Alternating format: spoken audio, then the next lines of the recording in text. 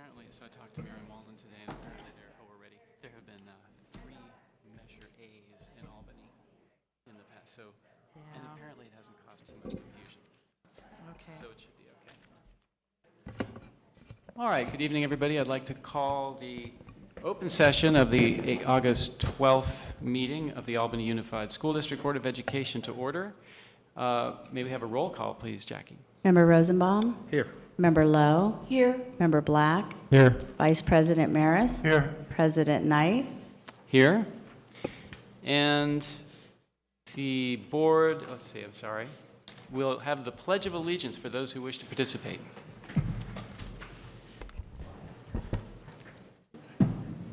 Ready, begin.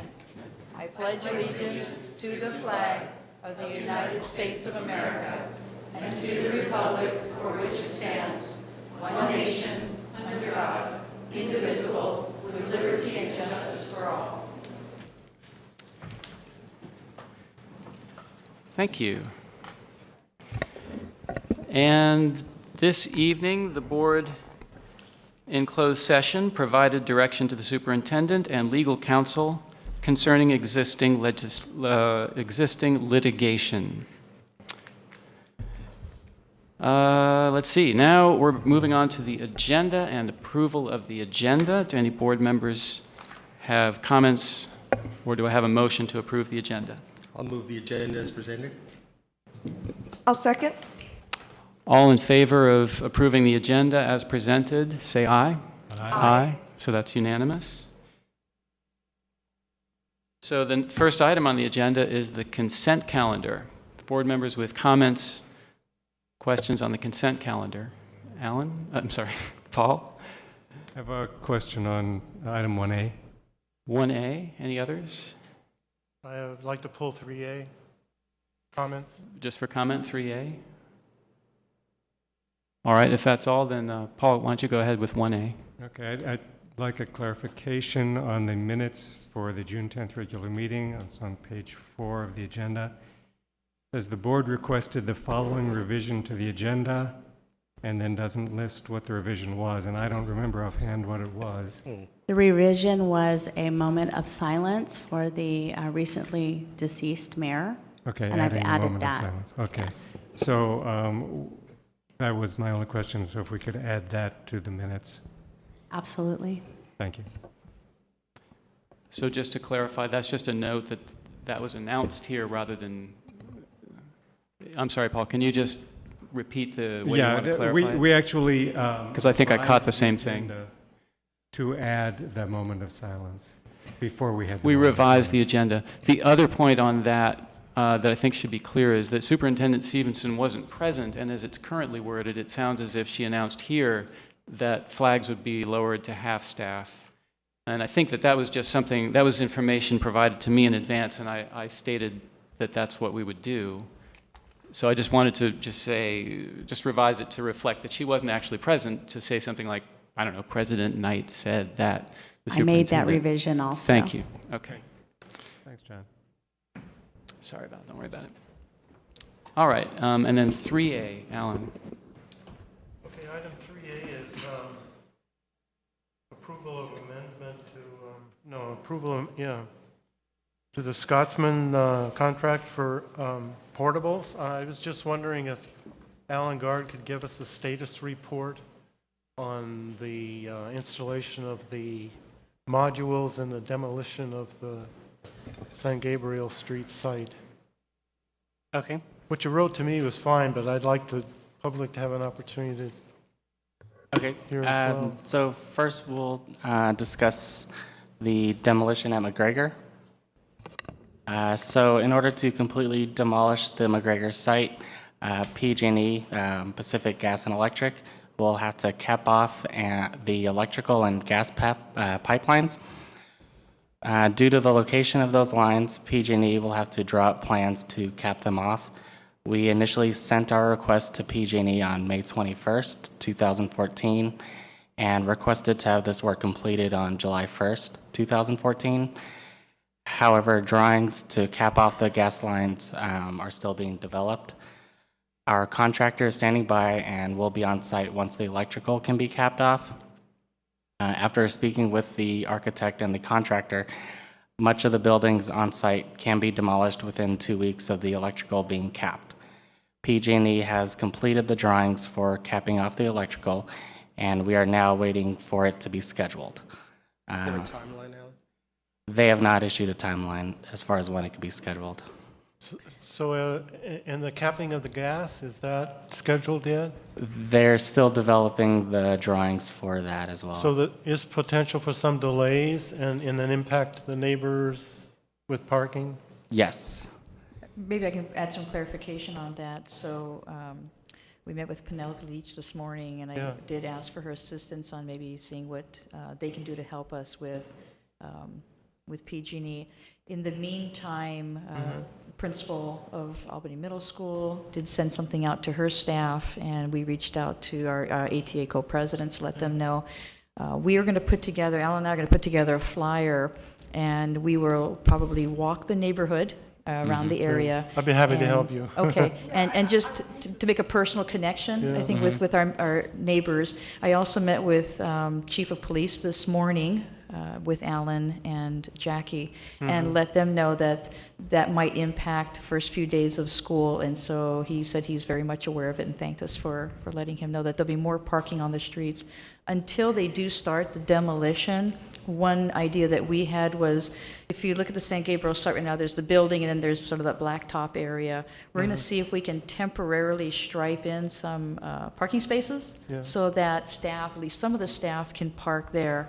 And then when they start the demolition, obviously no one will be able to park on that site because they'll fence everything off. Yeah, I think most of the neighbors know about construction delays if they've done any work on their own house. It's just a matter of informing them and letting them know that we're thinking about them, so, yeah. Yeah, thank you. All right, do I have a motion on the consent calendar? I'll move the consent calendar. Second. So this is a vote to approve the consent calendar as presented. Oh, with those with the changes to the, Changes, To the with the minutes. changes to the minutes. Small changes to the minutes. All in favor, say aye. Aye. Aye, so that's unanimous. We now have the period called persons to address the board on matters not on the agenda. And if anyone has a comment to make on something that's not on the agenda here this evening, please come on up. Let us know who you are, and we just ask that you keep your comments to 3 minutes or less. Thank you. My name is Joan Larson. I'm a longtime Albany resident and parent. And I'm here this evening. Some of you may not be aware that Bill Kane passed away. Thank you. He was a former member of this school board. He was also mayor and a member of our city council. And the family is having a gathering, and I'm going to pass this off to Jackie. It's on Sunday, August 24th from 1 to 5, and you're all welcome to come. They would like people to RSVP if they can Where is it?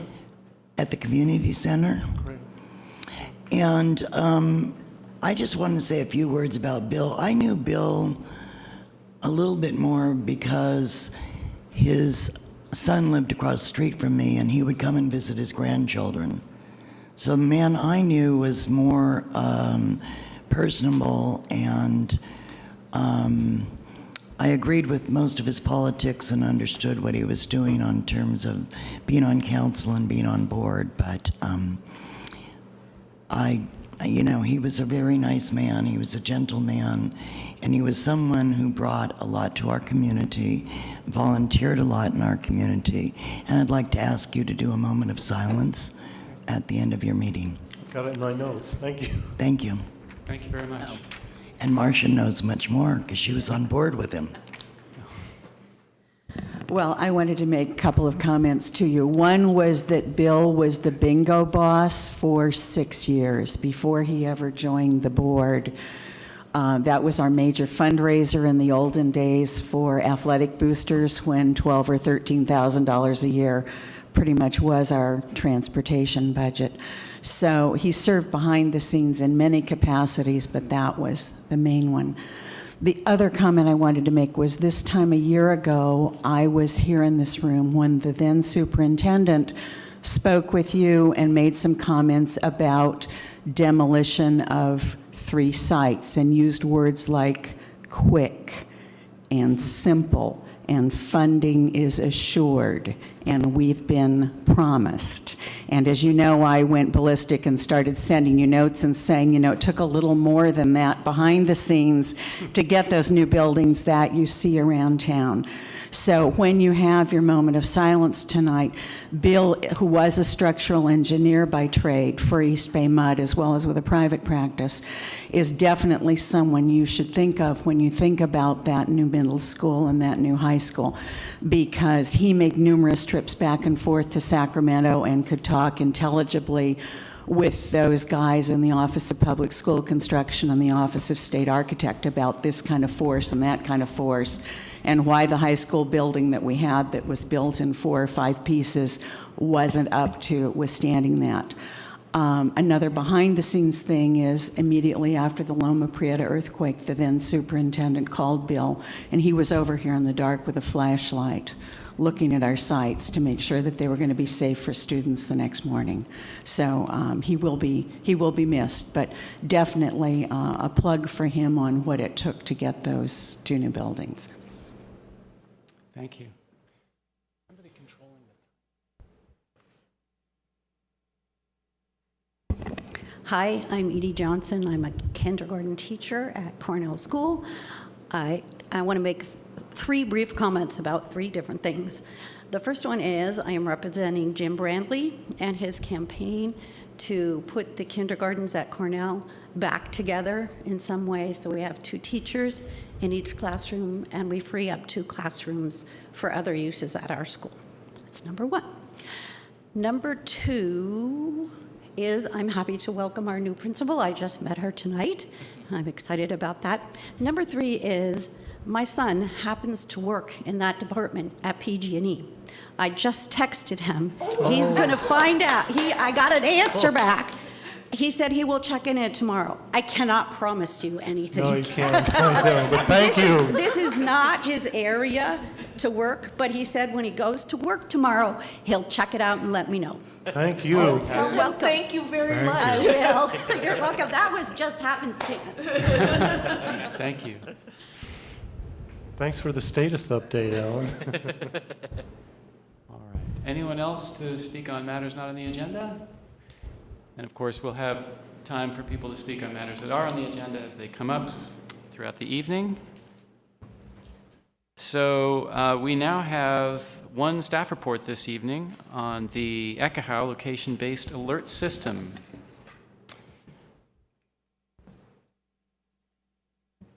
So as our Director of Technology, Dax Kajawara, sets up, I just want to thank the board, Madam Superintendent, for the opportunity.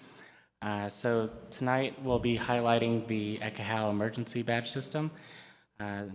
It'll be piloted throughout the district. To give a little bit of a background, we continually look for ways to enhance the safety and security of all of our students and staff. One of the ways is through this technology-based system that'll quickly and easily allow staff to alert when issues arise. We piloted out last year at Ocean View in the spring, and so we have Terry Jorgensen, the principal, here for any questions that may arise. But I'm now going to turn it over to Dax Kajawara to talk about the specifics. Thanks. Good evening. This is one of these Ekahau badges that we've been talking about, and I can see a picture of it up here as well. So I'm just going to quickly go over how the system works with you. So the basic system is it captures the location wherever the badge is. That location it gets captured, as well as this badge has the ability to communicate in both directions. So 2-way communication with this badge. So the first piece is location. When you have this badge on, it works over our existing Wi-Fi infrastructure, so our infrastructure that was already built in there.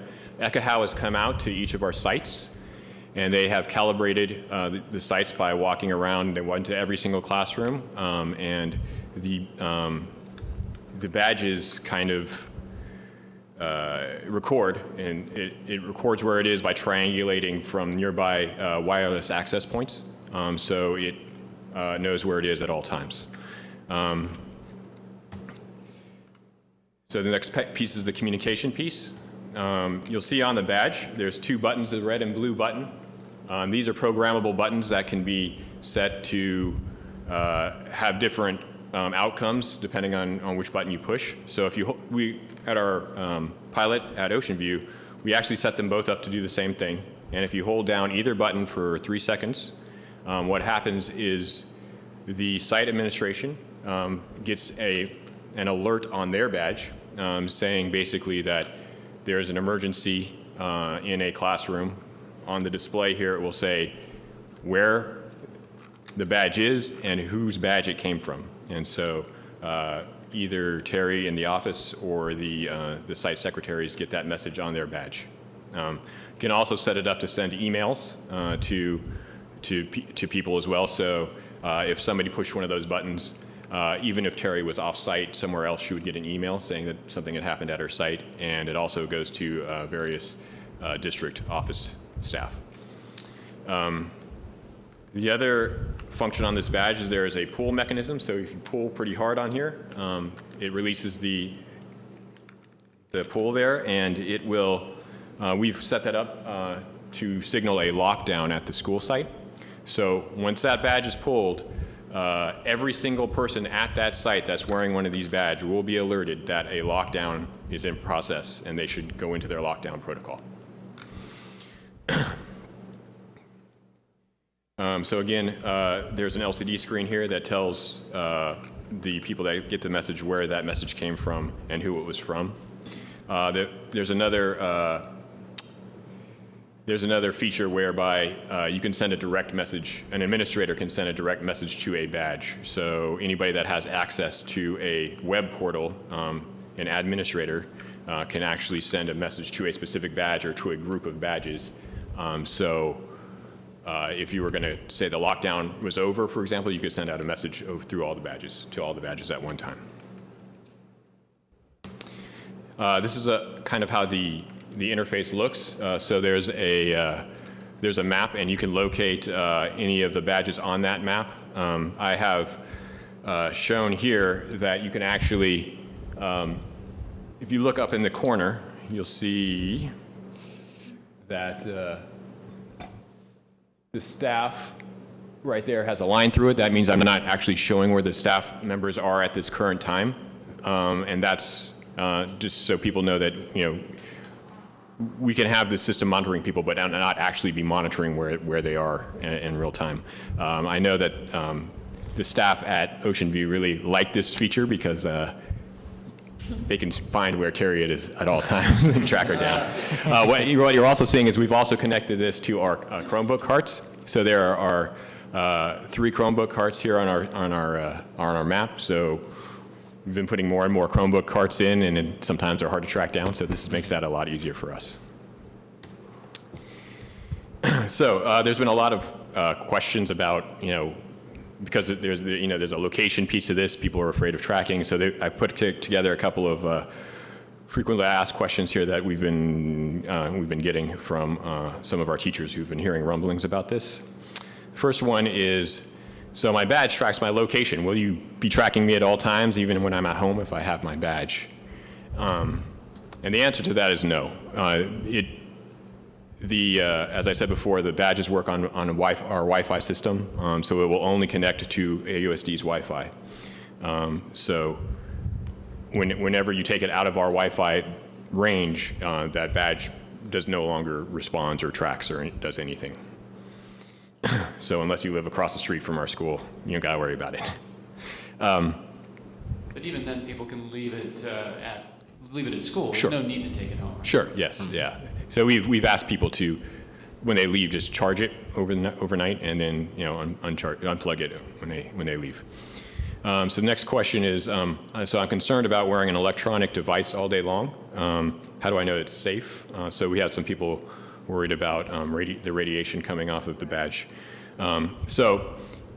It is an electronic device. It has a battery. It communicates over radio waves. There is a minimal amount of electromagnetic radiation that it produces, but it's a very low level.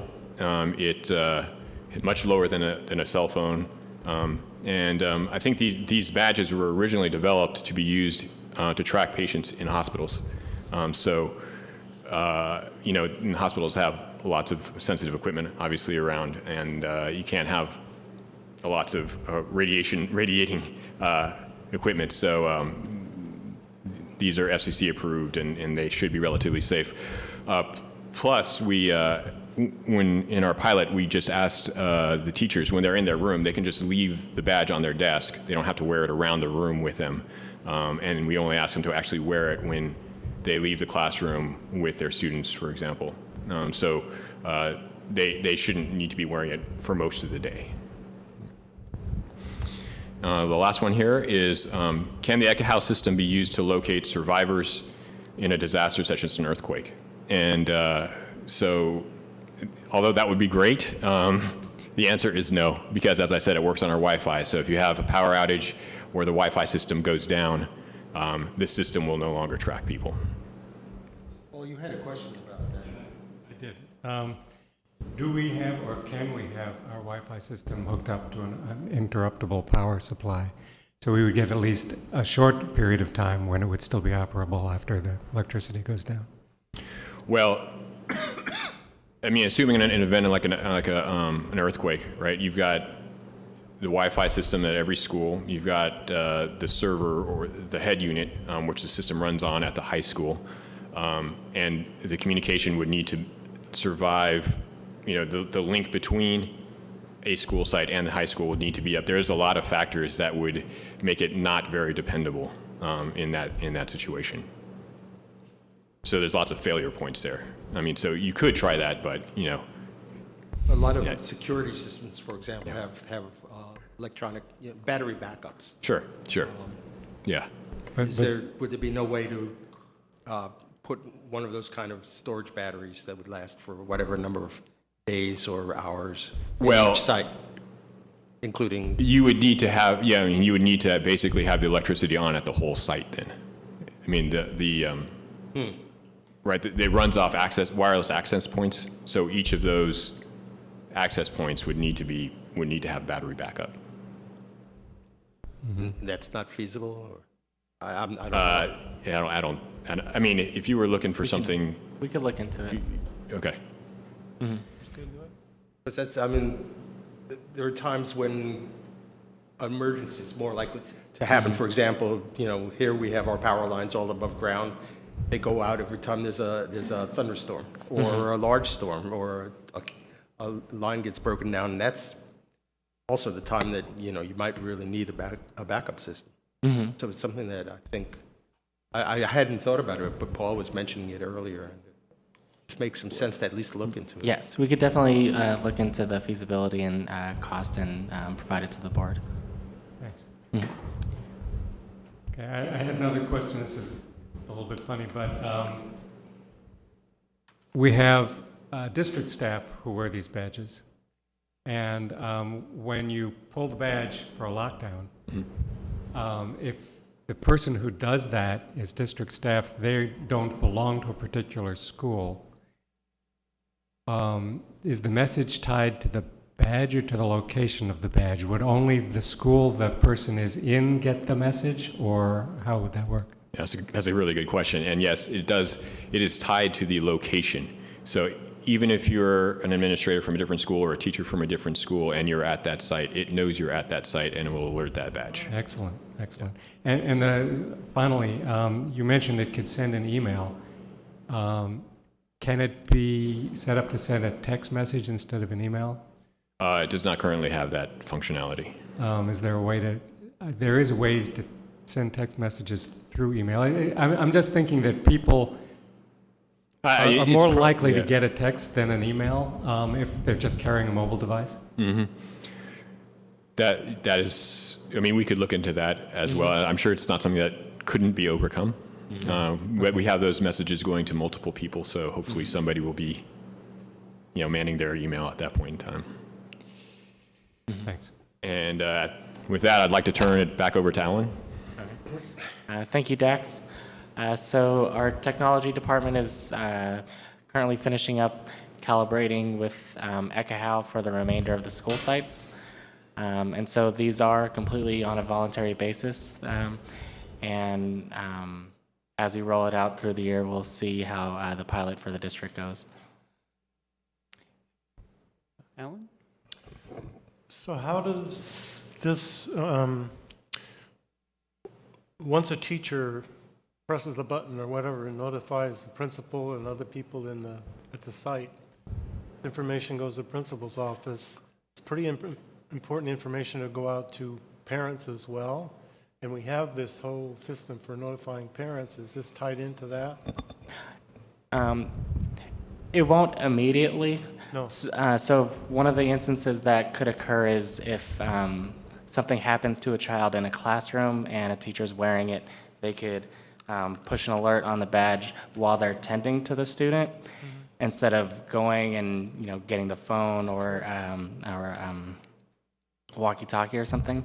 So they can tend to the student while they have the badge, and that would alert the site staff and would also alert district staffs if needed.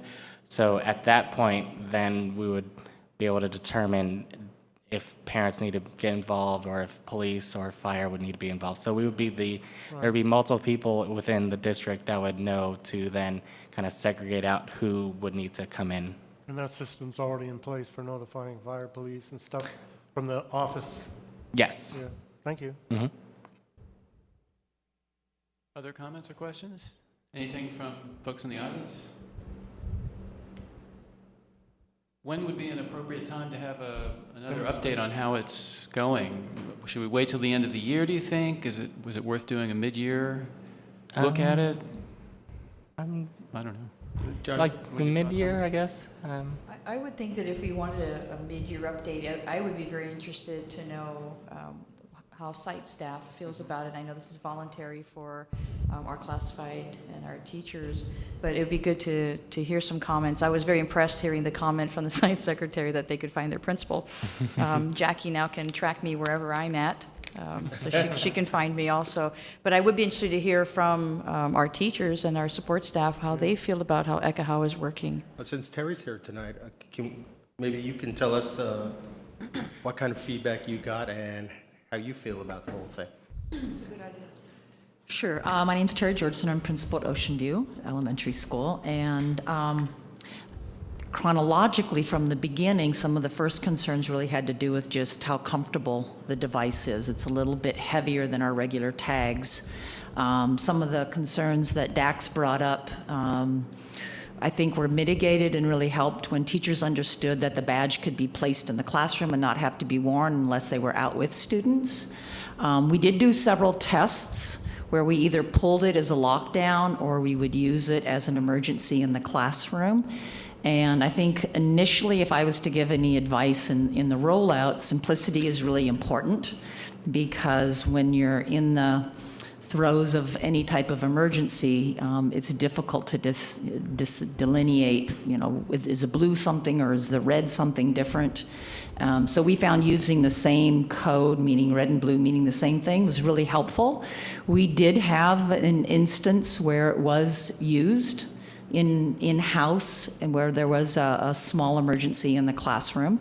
Teachers who have students who have seizures or who have medical concerns really appreciated this device. PE teachers really like the device because they're not in a classroom. Practicing the lockdown at my site, I'm probably not exaggerating by saying we have close to 120 to 150 doors on that site. So the ability to be able to just on a pull get the message out to every teacher that this is a lockdown helped our staff feel very comfortable. And it was one of the reasons why I thought we'd be a good site to attempt this as a pilot, because security is really something that's a very difficult thing to really manage. So communication is probably as much critical as any fencing or real security. So the pilot went really well. There were some teachers who, it's just like anything else, getting used to carrying it, getting used to not taking it home, making sure it's plugged in and it gets charged. One of the little nuances that we learned was when it is plugged in, it doesn't receive any information. So when you come in, you have to get into the practice of unplugging it and making sure that the device is free to be in a position to receive a message, as well as be able to send it. So when it's just little things around using it will be some of the learning curve for us. But I was very pleased that the majority of the staff appreciated it, and the flexibility from the district to be able to say that it's really voluntary is important, so that anybody who does have any pushback or concerns at least recognizes that they don't have to wear it on them, but our concern really is for student safety, and I look forward to it. So those were the general things that kind of came up more around the logistics. Could have used them in the old days. Yes. Uh-huh.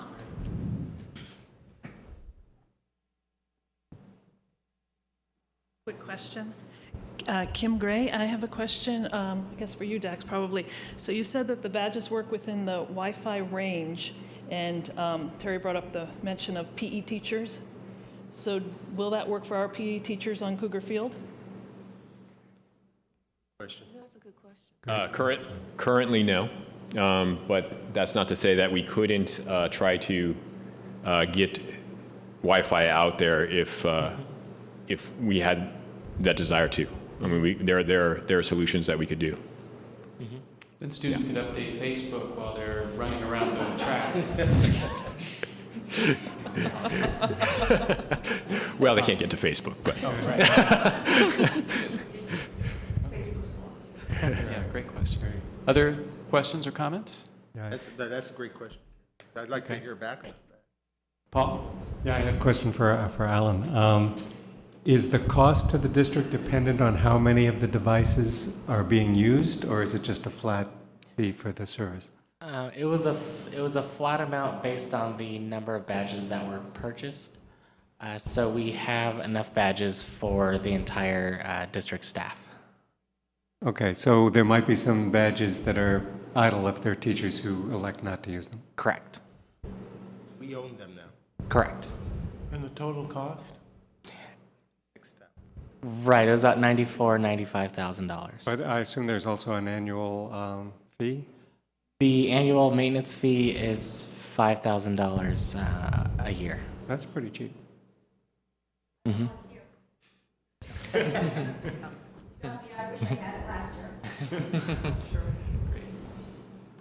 All right. Well, thanks both. Thanks, Dax. Yep. Thanks, Alan. Thanks, Dax.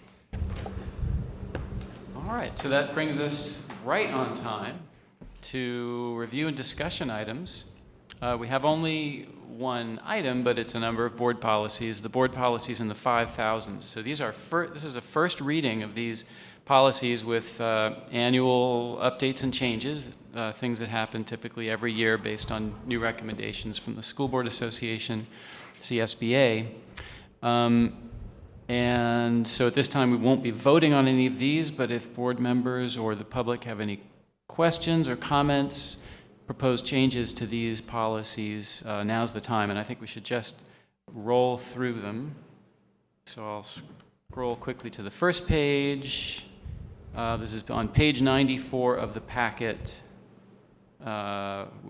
Well, there was the very helpful summary of items, but then if we jump to the actual drafts, the first one would be on page 97, and that is on the promotion, acceleration, and retention policies, BP 5123. Are there any comments on that one? Pat? So I had an interesting, I had a question, and I thought Director Parenti answered it pretty effectively. The thing that I want to convey about this is in reading the board policy and the AR, I noted that there was much more information about retention of students and all the things that could happen, but very little information and very little about acceleration, particularly in the AR. So I directed my question a little specifically at first because I am aware that in the past we have had processes to accelerate students in math who were more advanced, particularly at the middle school. And so Peter explained to me that his thinking around the Common Core and how he didn't think that we really needed to identify this information as we're changing to the Common Core. But I would just like to say that I think I want to clarify actually my point. And my point is that in this board policy and in this AR, and I think it's sort of reflected in the culture of public schools, there is a lot of focus on identifying students who need intervention, which is great, and who need help, and also probably a lot of information about how to prepare parents in the event that we do that. But in contrast, there is very little attention paid to the small percentage of the student population that needs to be accelerated. And there is a lot of research and information which shows that there are certain students, and not only as a whole, but often usually in a profile of a spike, that a child will have a certain talent in one area, whether it's reading or math. And so I don't think that this AR reflects that, because the only mention of acceleration and promotion is about skipping up a child, entirely. And so I don't think it reflects the reality. And I also think it's something about our public school, it's something about the bias of our society to some extent, in that I don't think we take the time to recognize that there are some students who need that attention and a certain kind of acceleration. It may not be skipping up a grade. It may be something else. So I would actually suggest then that we consider some wording. You know what I forgot is the board policy usually stays as it is, but we can make some revisions in the AR usually. Is that true? No, the other way around. Is the other way around? I always get that mixed up. Well, the policy is the overall Right. vision of the board or the philosophy. And the purpose typically of the AR and the board policy is to make sure that we're in compliance with the law. Now, we can always expand on that if we want to, add something to it that's beyond what the law requires. So the policies that I'm bringing forward to you really are just bringing us into compliance with either laws that have changed, court cases, ed code, or legislation. But the board sets a policy, and the Yes. AR is basically How we administrative regulation to Implement. board policy. Now, we've in the past always given our input, and usually that's been taken for the AR. But it's basically, okay, we make a policy about retention or whatever, and the administration sets up, okay, how are we going to do this? And if I could just follow on to your comment, Pat, we take those really gifted children, or really talented children in one particular area, we do that on a case-by-case basis, and I'm familiar of a couple in the district right now that we've designed special programs for those particular kids based on their needs. So it's really on a case-by-case and individual basis that we address that. Yeah, and that's wonderful. And for example, the Flex program at the high school is also reflective of that. If someone is working, way above grade level in a certain area, then they'll have the flexibility. But I don't think that the AR or the board policy reflects what you say. that we do. And it just basically says, okay, if you recognize this, then we're going to promote, then we're going to skip them up a grade. And the focus is entirely on skipping, by the way, on kindergarten to first. So I can actually come back. This is just the first reading, right? Yeah. So even just a sentence or a few words about tailoring a program, recognizing that there might be individual, needs or talents. And I'm willing to come up with that, but I didn't have enough time today at work, so I can do it next time. I mean, I watched I saw your response, and I thought maybe you want to talk about it, because I have strong feelings about it also, in that, see, I think it's a pedagogical problem. And some of the research, I think we've looked at some of the same things. I think it's what happens in a classroom so that we can deal with heterogeneous groupings, make sure that every child is stimulated and challenged. In math, that's been a problem for a long time because we've categorized, which I think we're starting to break away from. We are in an algebra class now. Now we're in a geometry class. So, okay, I know algebra, and I think we've been, in the past, looked at ways to, I was a math teacher, so I think about it that way sometimes.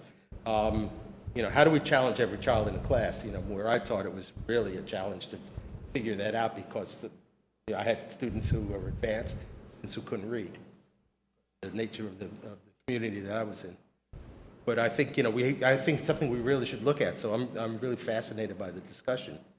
And then, I think it has to do with how we teach inside the classroom so that kids are placed properly.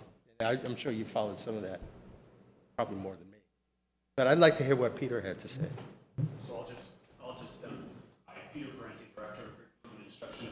I'll just summarize a little bit of what I had reported to the board and questions. With the adoption of the new Common Core state standards, especially in math, we have to come up with new understandings and definitions of what meet or exceeds standards really looks like. In our old California standards, meeting or exceeding standards was based almost exclusively in number sense and the capacity to calculate. And with our new Common Core state standards, there are all these other mathematical practices that we need to begin to assess students in their abilities. Our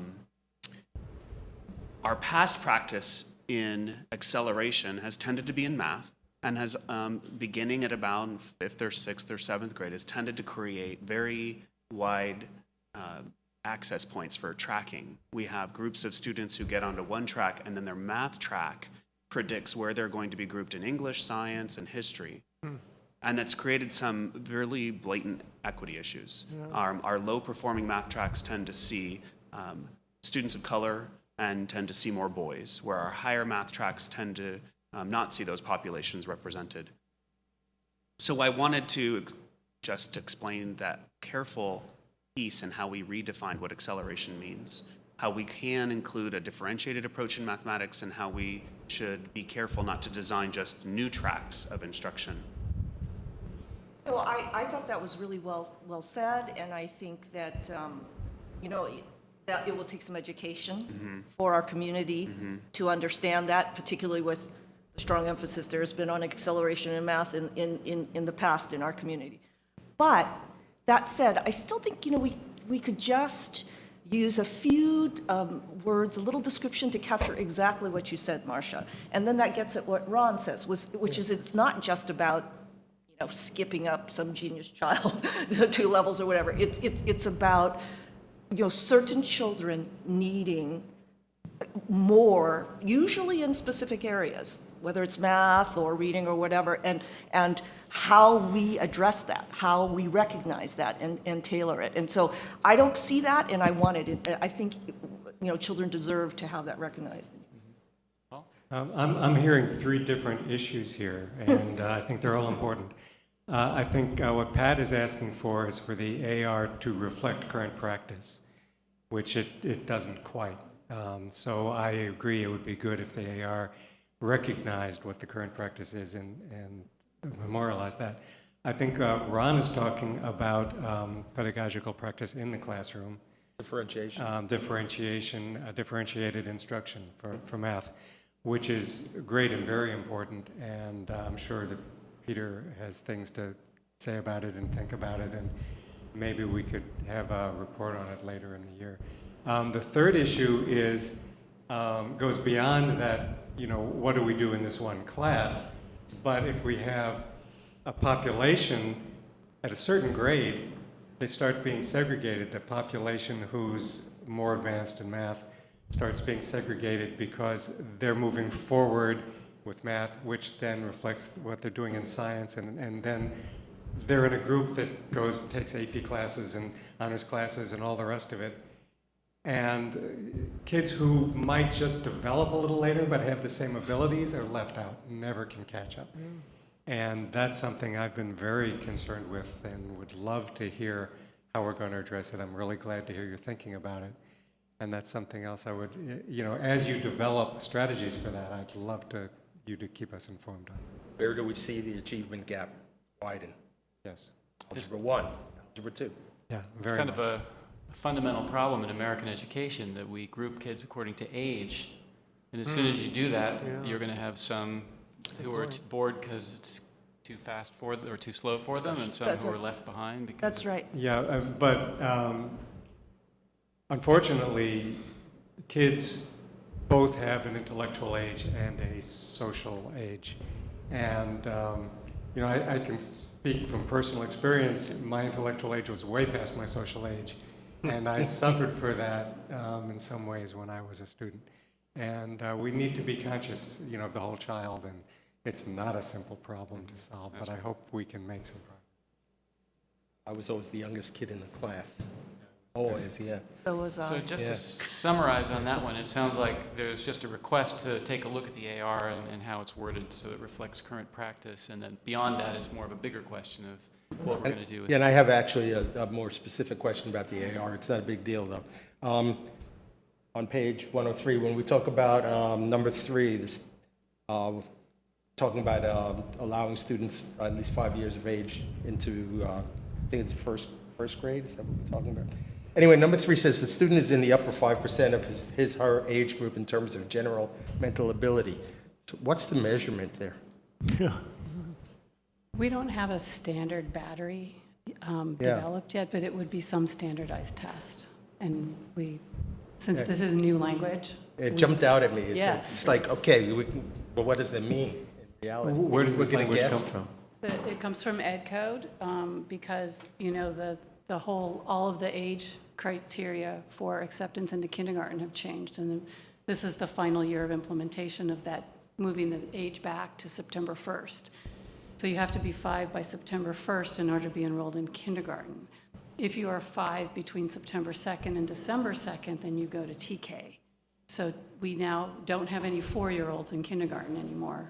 Those 4-year, 9-month-old, 4-year, 10-month-olds are now in transitional kindergarten.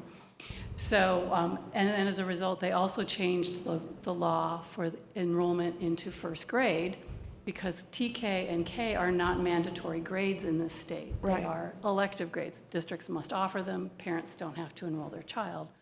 So then, but first grade is mandatory, so the age range for that has also changed to September 1st. So that's where that comes in. So if a child who's of TK age, for example, and goes to a private kindergarten, so the parent then presents the child to us for first grade saying they've completed kindergarten, and our ed code says, no, they can't go to first grade, they have to go to kindergarten. This gives us a way to assess that child to determine, yes, they're ready for first grade or not. Okay, thanks. And just a note that we should try to wrap this one up and move to the next if possible. Alan, go ahead. So I asked that same question, and the staff response was that a number of factors are taken into consideration, including standardized tests. Could you summarize quickly what those factors are in making that assessment of the 5%ers? It will be on their skill level, on their social and emotional maturity, whether we believe they're ready for first grade, and then some standardized tests, which we haven't identified yet. So in an extreme example, if you had a student came in who could write a first grade candidate who could write a complete sentence in a paragraph and in a fairly articulate essay on something, would be Maybe one write a factor short we, story? that would be one factor we would consider. Or they were capable of doing algebra? Like that. Where would they go? If that child comes to me and we have one very similar to that in the district, then Yeah. we do a case-by-case and basis, and we design a special program for that child. But they would socially, they would still stay in first And grade. it's the practice that's most important. It depends on the child. Okay. Sometimes we Complicated. might Okay. skip grades. That's the answer I was looking for. It's It- complicated. Yes, yes, it is. Thank you. So we went a little over on this, but I think we've touched on something that I didn't imagine that we would. It's a really important discussion. I mean, because we keep hitting on the achievement gap. We keep Yeah. hitting on, engaging students, which is my big deal. So I think it's worthwhile to come back to this and just, the philosophical, it is policy in a way. Yeah, I agree. Thanks, Pat. No, All right, thanks, everyone. So that's the first of the four or five board policies we're reviewing tonight. So the second, and we can take these as pairs of BP and AR. So the Yep. board policy, which is actually approved by the board, and then the administrative regulation for the folks at home, which is something that is written by staff and not approved by the board, but just written by staff to comply with whatever the direction is given by the board policy. So the next one is 5141.21, administering medication and monitoring health conditions. Are there questions or comments on the new version of that, which reflects a court decision? That one begins on page 110. I think. I just sent in a change in wording, not wording, but correction on the word. And that's already, I've already And that's made already in that there. correction, Thank thank you. you. Okay. Minor correction. Is there? A spell check does not catch everything. No. On page 120, the word administrator should be administration. Okay. Is there anything you wanted to say about this one? Or oh, there, Paul. I had a question, and I can't, I apologize, I didn't have a lot of time to prepare because I was out of town. So I'm not sure there's any mention in here. Is there a possibility, is there any provision in here for non-school personnel, such as a parent, guardian, designated friend of family, to administer medication on school grounds? We do allow parents to do that, but, there are procedures that have to go for that. I don't recall whether we have any practice about allowing a non-parent and a non-district employee to administer medication. Generally speaking, that answer would be no, but again, by case. Okay, situation. so is there anything in the AR about what the parent would have to do to? I'll have to take a closer look. Be able I'm to do very that. excited that our school nurse, I met with our new school nurse. Oh, good. Today, and she starts later this month, and I'm very excited that we're going to have a school nurse to assist us with great. this.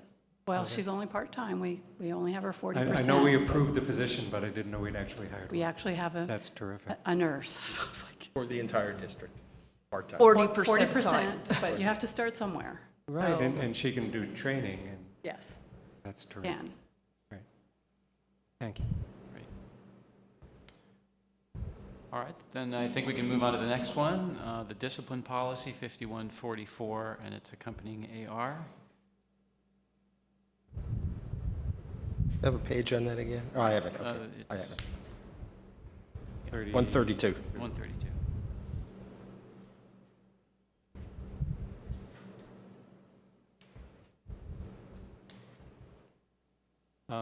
Yeah, I had one. I know other people asked this question as well. We all, I think, noted that the section on corporal punishment was crossed out, and the explanation was it's been there for so long, we don't really need to note it anymore. I don't know, it feels to me like it wouldn't hurt to leave it in. And we can absolutely do that if you're more comfortable. Yeah, I knew when I was lining it out based on the recommendations for CSBA that there might be some concerns about why we were doing that. But Yeah, it's been the state law law hasn't for over 30 changed. years. we have other things that have been board policy for a long time, and we leave them in because it's still board policy. So. It's certainly up to the board. I mean, it's been California law for, I remember when the law changed. That's how old I am, so. I do, I remember. I remember too. Yeah, I remember when I was a pretty young new teacher, that a child could be sent to the principal's office and get whacked. Yeah. Oh, yes, I remember being a student in California. I was shocked when I came to California. Specifically, the thing about this policy that I would really like to see left in is the second paragraph that explains what is not corporal punishment. It gives a certain amount of guidance, which I think is useful to have. And if the board's more comfortable, I Page can leave it in. 134, and the section for our audience, it reads, corporal punishment does not include any pain or discomfort suffered by a student as a result of his or her voluntary participation in an athletic or other recreational competition or activity. In addition, an employee's use of force that is reasonable and necessary to protect himself, herself, students, staff, or other persons to prevent damage to property or to obtain possession of weapons or other dangerous objects within the control of the student is not corporal punishment. And, you know, I don't know if it ever happens, but we'd hate to have a student claiming corporal punishment because they, you know, pulled a hamstring when they ran the mile. You know, it's just useful guidance to have in here. It's the other half of it for me that I didn't notice this when I went through it. The part that says that you can restrain a child. Right. You know. And that's not punishment if And you're preventing them from hurting somebody. And I've had to recite that many times in my career. Because So I think if I'm hearing kind of the will of the board, you'd like to keep that section in the policy. That's, doesn't hurt. Perfectly fine. So I had a comment about this, and also related to, it relates to the medical one too, because in both cases, parts of the policy really imply that I think the office of, say, an elementary school is going to have enough staff to actually accomplish some of these things. For example, they say, you know, our protocol is to have normally someone in the elementary school office administer the medication. Okay. The second thing is with regard to the discipline, and it makes perfect sense, if we're not going to expel and send the child home, we need to find alternatives for the child. Well, then that would normally then be the responsibility of someone in the office of the school. So I would just probably like to say to the community and to the board that we might want to be thinking about this when we consider some of the comments that have been made by the community about whether there are sufficient staff in school offices to safely and effectively help all of our students in these particular cases. I mean, I think these are good policies. I think they make a lot of sense, but we need to make sure that we are giving the resources that are necessary to implement them. So it's something to think about. Right. Good point, Pat. Okay, thanks. So we have, just to summarize that, we'd like to leave in the corporal punishment passage, prohibiting corporal punishment. Moving on to 5145.3, non-discrimination and harassment, and the accompanying administrative regulation. I had one on, a comment on 5544.1. 55. It is 5144.1. You mean 5144.1? Yeah. The previous one, the suspension. Did I skip one back? Yeah. Oh, I did skip one, didn't I? 5144.1 is There's the point. suspension and expulsion. Suspension and expulsion. Okay, let's move to that one. So Alan, why don't you go ahead Right. with your comment? So I have a concern on page 64 of how, 64? page 164. 164. Sorry. Of just how we deal with perception of active hate violence. The perception issue is seems kind of subjective. So are you on the bottom of the page, Alan? Where it Item says 22. a perception of the presence of any of these characteristics? Yeah, I think right. So it's not the perception of a hate violence, of an act of hate violence, it's the perception of an individual who, based on their ethnicity, religion, ancestry, based on that list. So it's on the part of the perpetrator, or the alleged perpetrator, having harassed a student primarily, based on those qualities or the perception that that person possesses those. Because there's a legal definition of hate crime. Yes. And so that's. It's in the penal code. Right, so, and that's what this is based upon. Yes. Okay. But it's not stated here as explicitly as in the penal code document. Just refers to the. I mean, we could just refer to the document. It still kind of leaves it wide open to me as to what a It does. perception of a hate crime is. Oh, I see. Not so it's more the description of the act as opposed to the, because it is identified there, the various characteristics for which someone could be accused of a hate crime if they use that as the basis for whatever their action was, right? For example, it's injuring or intimidating a person, interfering with their rights, civil rights, damaging their property because somebody thinks they're something to do with their race, their ethnicity, their right, and that's religion, all laid out or there. the perception that they are of a particular religion, a particular race, a particular. Are you concerned about the subtleties, that it might not be clear enough to identify certain actions? Yeah, that's basically it, yeah. Some of these items, I mean, still can be left to interpretation.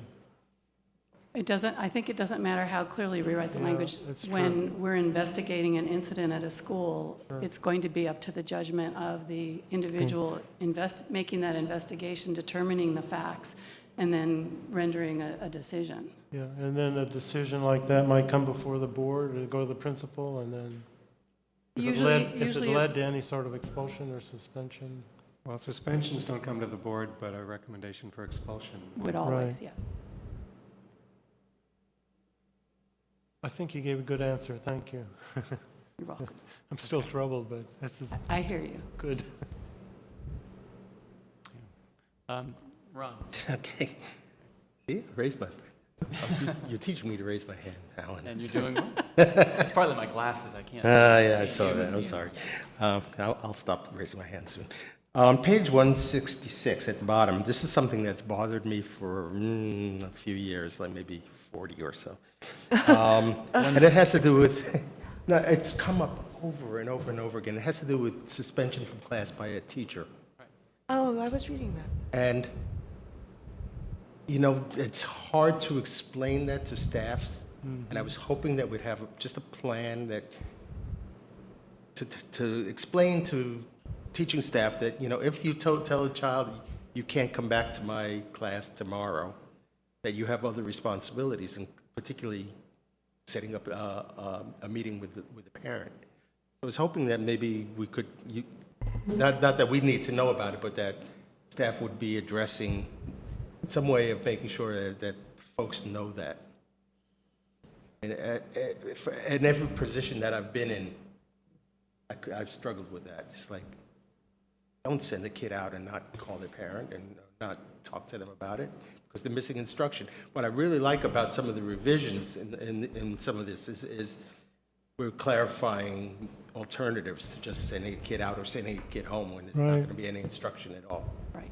And that's the whole And philosophy. it's a problem that, you know, we really need to address, because teachers struggle with discipline in classes. And it's like, you know, you talk back, you're out for tomorrow. It's like, well, we have to figure out another way. So I really appreciate all the work. But I'd like to... We'll continue to work on that one. Yeah, I Work like. in progress. There's some really good things about this, more intervention and less Missed instruction. missed instruction, and involving the parents more as well, because they're, can be a very positive influence They can. if they can.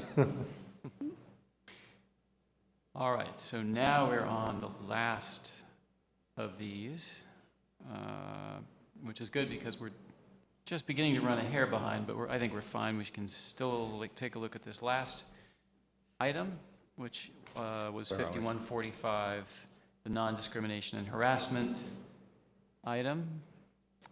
Comments or questions? What page does it start on? And that starts, I knew you were going to ask me, 170. Can't find it. Yikes. See, I should have put a bookmark in this. I think it's 200 and something. I'm almost there. There we are. 209? Yeah, I think 209. 209, right. Yeah, 209. It took me a while to scroll all the way Yep. down. Okay. Because the last one's a long one. That was one you had the comments about. Mm-hmm. Yeah, I had Those were really interesting. questions about the dress code. Yep. Oh, yeah. No, That's it's the last line. It's the very last line, On page, 223. 223? Yeah. Okay. What is your concern about the dress code? Okay. Well, earlier on in this, there are definitions and description provisions for not only gender identity, but help me out here. What are the other ones? Non-conforming gender. Non-gender conforming. Non. I have my list of definitions.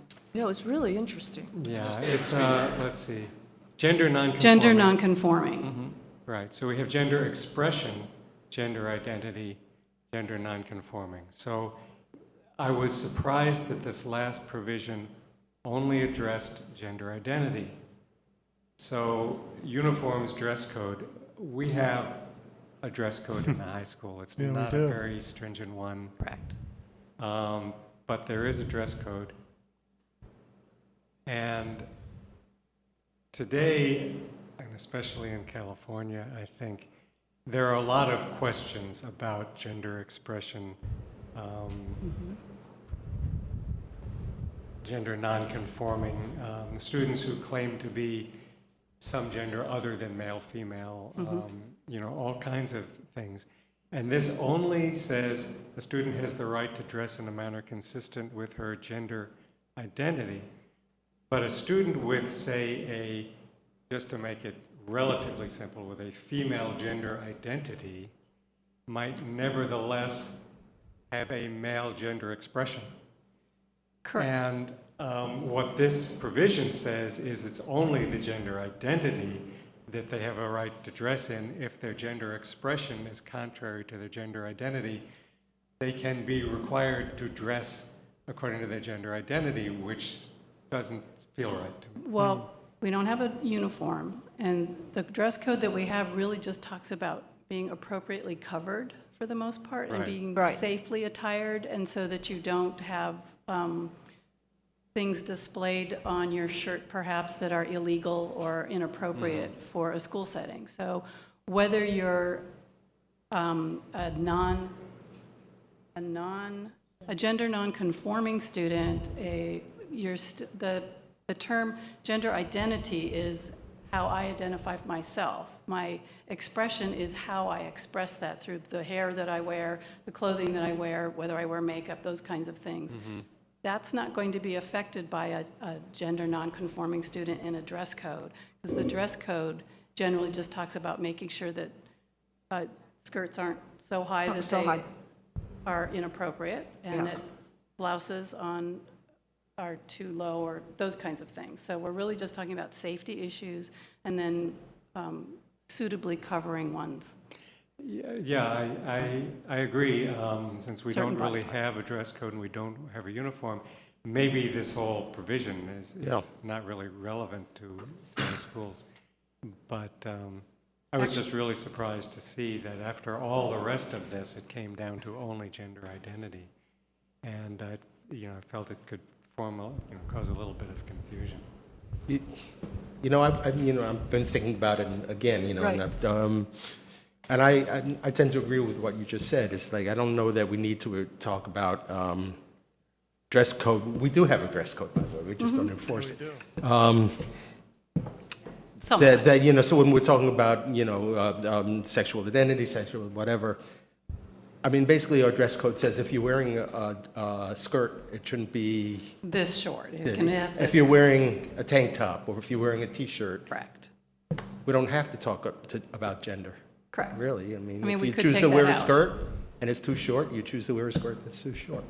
I suspect that as California law changes, you Yeah. will see more recommendations by organizations to have us change board policy or to take a look more at our administrative regulations. I think California in many ways is at the forefront of this issue. So I do suspect that laws will change in the next year, 2 years, 5 years down the road, that we'll need to make some necessary adjustments along the way. I was actually, what I was thinking was just to kind of ask the board whether they felt we should have our own provision go a little bit beyond this and just say a student has the right to dress in a manner consistent with, I mean, irrespective of dress code. A student has a right to dress in a manner consistent with his or her gender identity or gender expression. That's fine. That's fine. Just so that, you know, we don't end up with a principal saying, well, you're a guy, you can't wear a dress to school. Well, you know. Actually, there've been a Board number. policy can say they have that right. Yeah, Yeah. I would actually be in favor of doing that. I think that me too. you know, the Simple same solution. that struck me when you pointed it out as, even though I cannot imagine that kind of situation happening here, that doesn't mean we shouldn't have a policy that says you can't do it. And that I would agree. Can you repeat that? I got it, but I'll, Yeah, I think. Yeah, for the second reading, we'll. I think I'm just going to add or gender expression to number 7, after his, her gender identity or gender expression. Good. Right? Yeah. Should we amend the board policy as well to include that, or is that too detailed for a board policy? I mean, it sounded like you were proposing that the board policy should change as No, well. if it's in the AR, that's fine with me. That's fine with you, okay. That's great. Yeah, Thank you. what a board, what a board. Good discussion. Other items in this final pair, or anything from the audience on any of them, feel free to come up if you have a comment.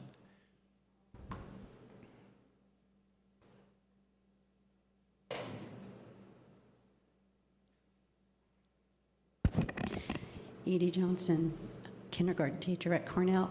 I usually don't speak so much, but I had in my first grade class a couple years ago a boy who wore dresses and pink shoes and all kinds of things consistently, but insisted on us using male pronouns. And our big issue with him was that he would not use the girls' bathroom. But dressed in his dress with his pink shoes, he wanted to be in the boys' bathroom because he was a boy. And the problem was that the 4th and 5th graders would try and tell him that she was in the wrong bathroom. And so it was interpreted as bullying, but these upper grade students were actually trying to help this small child be in the correct bathroom for what they perceived as his gender. And so it was very difficult. And so I'm glad to see the or gender expression, because we have had a case already in our district, and he still is. He'll be in 4th grade next year, and it still dresses as a girl and is a boy. And so we have dealt with this already and managed to get through it. And the family was very appreciative, very worried when he came to my class, and very appreciative when we dealt with it so nicely. So you are dealing with something that I dealt with a couple years ago. I mean, that's super interesting, because I have been reading about different school districts and how they've addressed it, which is why I asked about accommodations, because I am aware that some school districts will use a unisex bathroom Right. as something that is more comfortable for everyone, Right. but respects the gender expression of the individual. So I did ask about that, but for little ones, I don't know. Yeah, I don't know what that will be, but, you know, our expectation is that he will be here all the way through high school. And so, I mean, many people will know him. I mean, they do now. I mean, he's been introduced to every student at Cornell, and we keep that going, and now he can kind of mediate that a lot on his own.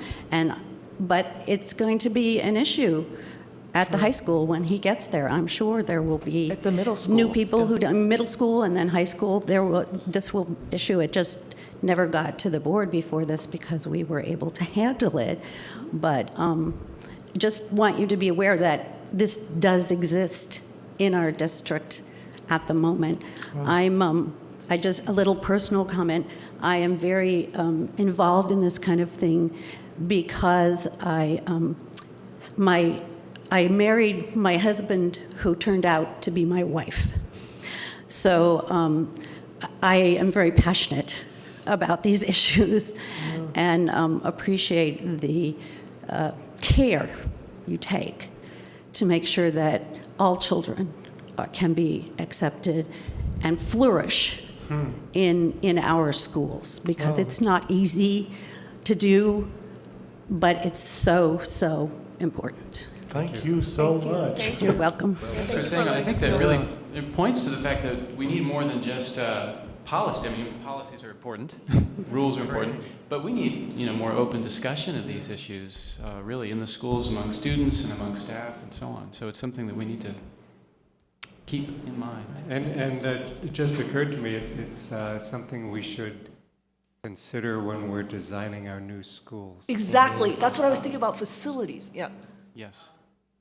I wanted to thank Edie for sharing that, but I also just wanted to add that it is broader than that. Every single school, elementary school, has children right now who are dressing in an expressive way other than their gender they were born with. And those instances do bring up these conversations. What's beautiful is right now there is a lot of literature out there that will help teachers, help students understand that this expression is something worth celebrating and worth supporting, and helping other kids support them. So we do have a culture in all of our schools, at least at the elementary level. What I like about Albany is we also, a lot of these kids move up together. So you'll find a lot of these kids help each other out and protect one another when they get into middle school. Teaching in middle school for 12 years, I was always amazed, particularly with special ed, in seeing some of our kids come in and watch how their peers protected them around other kids who may have not been as familiar with them from the other elementary schools. So we do have a culture where if teachers take the lead and help protect these kids, it is very evident. What I like about the policy, and this is what I was wanting to address, is as a disciplinarian, many times these policies help us help families who struggle with this existence or with these differences. So we can use the policy to tell other families that we're a welcoming and safe place for all kids, and that these kids have a right to the education just like your kids, even though you may not believe in the same customs or expressions. It gives us a little teeth to help other families understand that in public education we educate all kids. So I appreciate it also. Thanks, Jake. All right, folks, I think we need to move on. Is there anything else under any of these ARs and BPs and so on? They'll come back to us In 2 weeks. in 2 weeks for approval, for second reading and approval. All right, let me quickly find my place. I believe we're on to our action items. And we have this evening, the first action item is a job description. Director 3, Human Resources, and I'll let our superintendent introduce that. Thank you very much. I would like the board to take action and consider the approval of the revised job description for the Director 3 position for Human Resources. Currently, the job description already entails many duties that current directors and even some assistant superintendents in other districts are performing. And so Cynthia Tia, who is currently our Administrator of Human Resources, will be not only continuing the duties that is in the job description, but we've added a couple of others. One being that she will be the Chief Negotiator for our employee bargaining units, but also to work towards enhancing communication with our employee groups and to work on an employee recognition program. I think it's important that we showcase and celebrate the wonderful work that our certificated and classified staff are doing. And I think an example is, the care that our teachers are taking and taking a leadership role in making sure that our students are safe. And so we've revised the job description just a little bit. There's not too much that we've added to there. So staff is recommending that the board approve the revised job description for Director 3 of Human Resources. Thank you. Paul? Okay, two things. One, very minor, just an observation that the actual job description is misplaced in the agenda packet to come after the second action item. It should come right after this one. But more importantly, I'd just like to comment that every time I read one of these job descriptions, I'm really impressed with how much our administrators do. And I know that Cynthia's been doing a great job and that things were in somewhat of a disarray before she took this position. And I'm very happy to see her being promoted into the position that really she's been doing for a long time. But just a comment. Yeah, it's really a really clear case of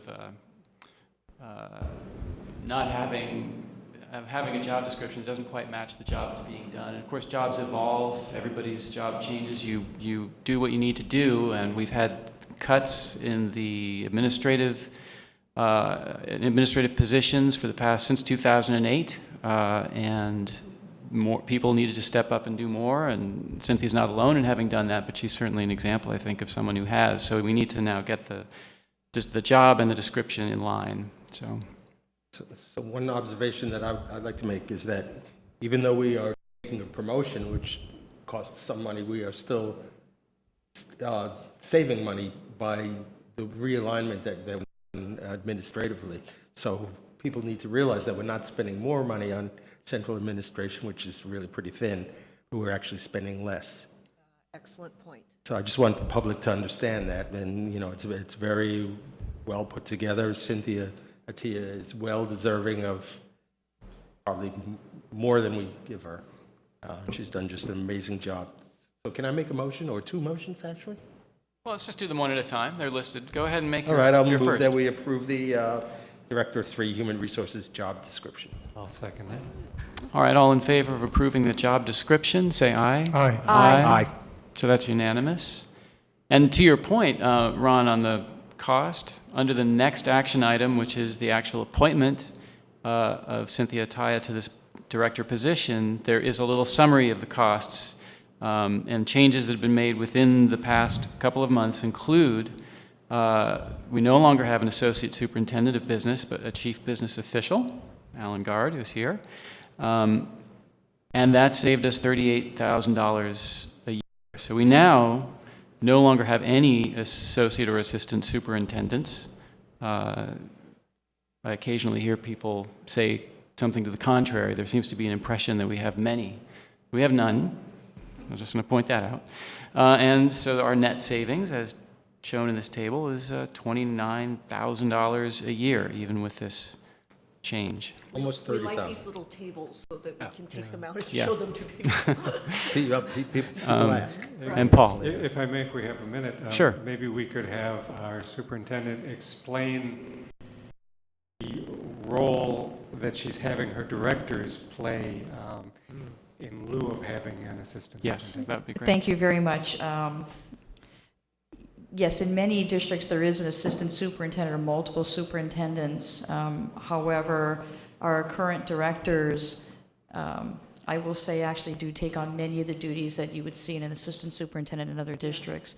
Having Cynthia Tia join the ranks of a Director 3, she will have the opportunity now to share in some of the duties around evaluation, supervision, also taking on some other duties, again, as I described earlier. There's also an increase to her days per year. So if you look at the table, it'll show you what she's currently doing in terms of 220 days. As a director, it's 225 days. So you see that we put the daily rate in there also. But all of the directors comprise of our executive cabinet, which is Cynthia, Ellen, Marcia, Peter, Diane Marie, and myself. And I have to say, in the short, a little bit more than a month that I have been here, I am so impressed and with the amount of knowledge, the expertise, the experience, the passion, their dedication that they take to their jobs, and the compassion that they have for what they do for working with students. And I'm honored to be working with this amazing team. And I don't think we need an assistant superintendent at this time. I think we work as a well-functioning leadership team. Thanks. Thank you. All right, do I have a motion or comments from anyone? Move that we approve the appointment of Cynthia Tia as Director of 3 Human Resources. I'll second. All in favor of approving the appointment, say aye. Aye. Aye. So unanimously approved it. Congratulations. All right. And that brings us now to the third action item, which is the appointment of our new Cornell School principal. Thank you. So after Principal Holmes resigned and left, actually I met her on the day she told me that she was going to be leaving. So we knew it was going to be a challenge to find an outstanding principal. And again, I'm going to commend Cynthia Tia for really going out there and recruiting and going through a wonderful, rigorous process of not just the recruiting, but paper screening. She brought together a team of administrators and teachers, and I want to thank them for taking their summer vacation to come together to work together as a paper screening team as well as an interview team. And came down to some finalists, and we had a second round of interviews, and I would like to present Miss Wendy Holmes, excuse me, sorry, let's try that again. Heather Duncan. That's what happens when I have notes here and my eyes on the screen. Heather Duncan, who is an experienced principal. She has been in 2 districts. She's worked at a Title I school, has also worked in a very high-performing school, and she comes with a tremendous amount of knowledge. I had the opportunity to speak with her superintendent, who told me that we were very, very lucky to get her. She's very collaborative. She works well as a team, and she has a lot of innovative ideas and is a forward thinker. So I'm very, very pleased to recommend to the board the appointment of Heather Duncan as our principal of Cornell Elementary School.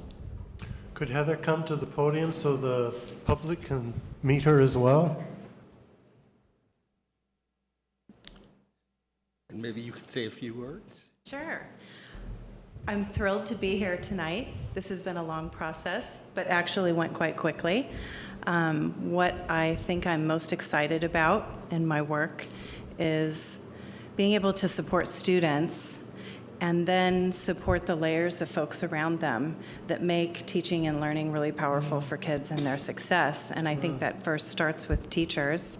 I have had a wealth of experience and have been very lucky to do quite a bit of coaching and staff development in my background. And I think that really gets to the heart of the work that we do, which is with teachers. It's the hardest job there is, I think, harder than mine for sure. And I really appreciate working with teachers. They're unique and they bring a lot of passion to their work, and I love being able to support them. I get a lot of pleasure and excitement out of working with kids. And so even when I think about how much I love curriculum and that Peter gets to do all that great work in curriculum, the thing that I love is the funny things that kids say to me every day, and the hugs that I get, and all of the fun that I get to have with kids at school. And then I think, too, the opportunities that I have to support families. And one of the things that I'm really most excited about in coming to Albany is, and I loved walking in tonight and seeing the motto of the city, because I hadn't had an opportunity to see that, and I think it really is paramount to my decision to come here, that it's an urban village by the bay. And I have had a wealth of experience, as Val shared, working in various communities. And one of my most rewarding experiences is in working with a diverse population of families that volunteer and are really engaged in the work. But the opportunity and the challenge that it brings is fun and exciting, and it is a challenge, and I love that part of my work. So I'm excited to get started. I've been anxious to get started. I've been in transition a little bit, and so I can't wait to get up tomorrow and get to work and meet folks. I haven't had an opportunity to do much of that yet, so I'm excited. And actually, Heather has already jumped in. She joined our leadership team retreat last week and was an active participant. Yeah, So we'd like to welcome her to the Albany So I shouldn't family. say I haven't gotten to meet everybody. I have met all the leaders, and that was a lot of fun, but I'm really just looking forward to meeting staff, and I'm sure they're a little bit anxious about having a transition, and I think one of the ways that you ease that anxiety for folks is just getting going and getting your face in there and getting a chance to meet folks. So I think the first couple of months really is just really going to be spent getting to know people and getting to know about the culture and needs of the school and what makes it tick and makes it fun. I've heard so many lovely things, as I shared with you in the closed session, and each day somebody's been coming forward and sharing some lovely story with me that's making me realize more and more how excited I am to get started. So thank you so much for the opportunity. Well, Thank you. We're thrilled to have you here. Thank you. And I would like to just acknowledge that your family came to support you. Yes, my husband and- Kent is here, and Gavin, who's going to be a junior this year. We also have a 23-year-old beautiful daughter that couldn't be here. She's in college, so she's at school tonight, but she wanted to come. And she's just kind of sitting in the middle there, sending us her positive Yes, energy. and, So and we appreciate how painful it can be to sit through a board meeting when you're, so we appreciate your support. You kept your eyes open. Well, I have a teenage son who's going to be a senior this year, and I really am very impressed and pleased by your family coming to support you. I the men was in your pretty life. proud of Gavin. To tell you the truth, I gave him one out today. This afternoon, I said, you don't have to if you don't want to. I understand. And he, on his own, said, no, I'm coming, Mom. So kudos to him. Yeah, my compliments to him. I just want Thank to observe that behind every great woman, there's a man. That is, in fact, true. We've been married 25 years, so I can attest to that. Yeah, I really appreciate having an opportunity to see what supports you as well, so. That's true. Thank you for bringing your family. Yeah. I know we're trying to finish up, but I have a soft spot for Cornell because my son is going to be a senior this year, so I'm going through that early empty nest. He's going away syndrome, and he went to Cornell, and I have some of the best memories of his time at Cornell from the international potluck, where you'll really, if they still have that, the diversity of the cuisine is amazing. To the Wednesday ice cream after school, true. How embarrassing. No, I'll think of something else. To the wonderful Halloween parade that they have on the yard. So it's just a lovely community and a lovely setting, and I hope you'll have a lovely start to I'm enjoy. excited about it. Thank you so much. So I'd like to move that we approve the appointment of Heather Duncan as Cornell School Principal. Second? All right, we have a motion and a second. So all in favor of approving the appointment of Heather Duncan as Cornell School Principal, say aye. Aye. So we have unanimous vote. Thank you very much. Congratulations. Thank you. Thank you very much. All right, and thank you for coming and waiting through the whole meeting. Don't feel obliged to stay, although we don't have a whole heck of a lot more to do, but You can exit stage left whenever no one will say a thing. All right. Great. There's still a couple innings left in the Giants game. So. All right, so we have this evening as our next item the school assignments for board members. We every year pick individual schools to be assigned to as kind of liaisons and representative board members to try to go to PTA meetings and other things. So we now need to decide whether we're going to continue with our current assignments. Is this list our current assignments? That's like 13, 14. It is 13, 14, right, okay. So what we need to do, I think, is mix it up a little bit and take new assignments. I think we So- should rotate it. I wonder if we want to, because this is an election year, Right. is it appropriate? Well, I guess we do need to do it now because it's a new school year. So whoever is elected to replace John and Alan, I guess, will just inherit their school assignments. Yeah, that seems reasonable. Just so we realize that when we make the appointments, that someone else will be taking over. Yes, In new December. trustees would take over the Right. vacated assignments, would just fill in those spots. Well, I've done every school except the one that I don't think is appropriate for me, which is the high school. I've done them all at least once, so I'm willing to do any school, but the high school. And I've done every level but middle school. So I So you should do the middle school. would like middle school if Take that's the middle possible. school. No, that's fine. I've done every level. I don't think I've done Cornell. I don't know. I might have done all the schools by now. But I did have a bit of a problem this year in that Marin's PTA meetings are Wednesday night, and I teach a class on Wednesday night, so it was somewhat of a conflict. So if anybody happens to know what their school schedules are, I'd rather have a school that wasn't meeting on Wednesday nights. Other than that, I'm open to any of them.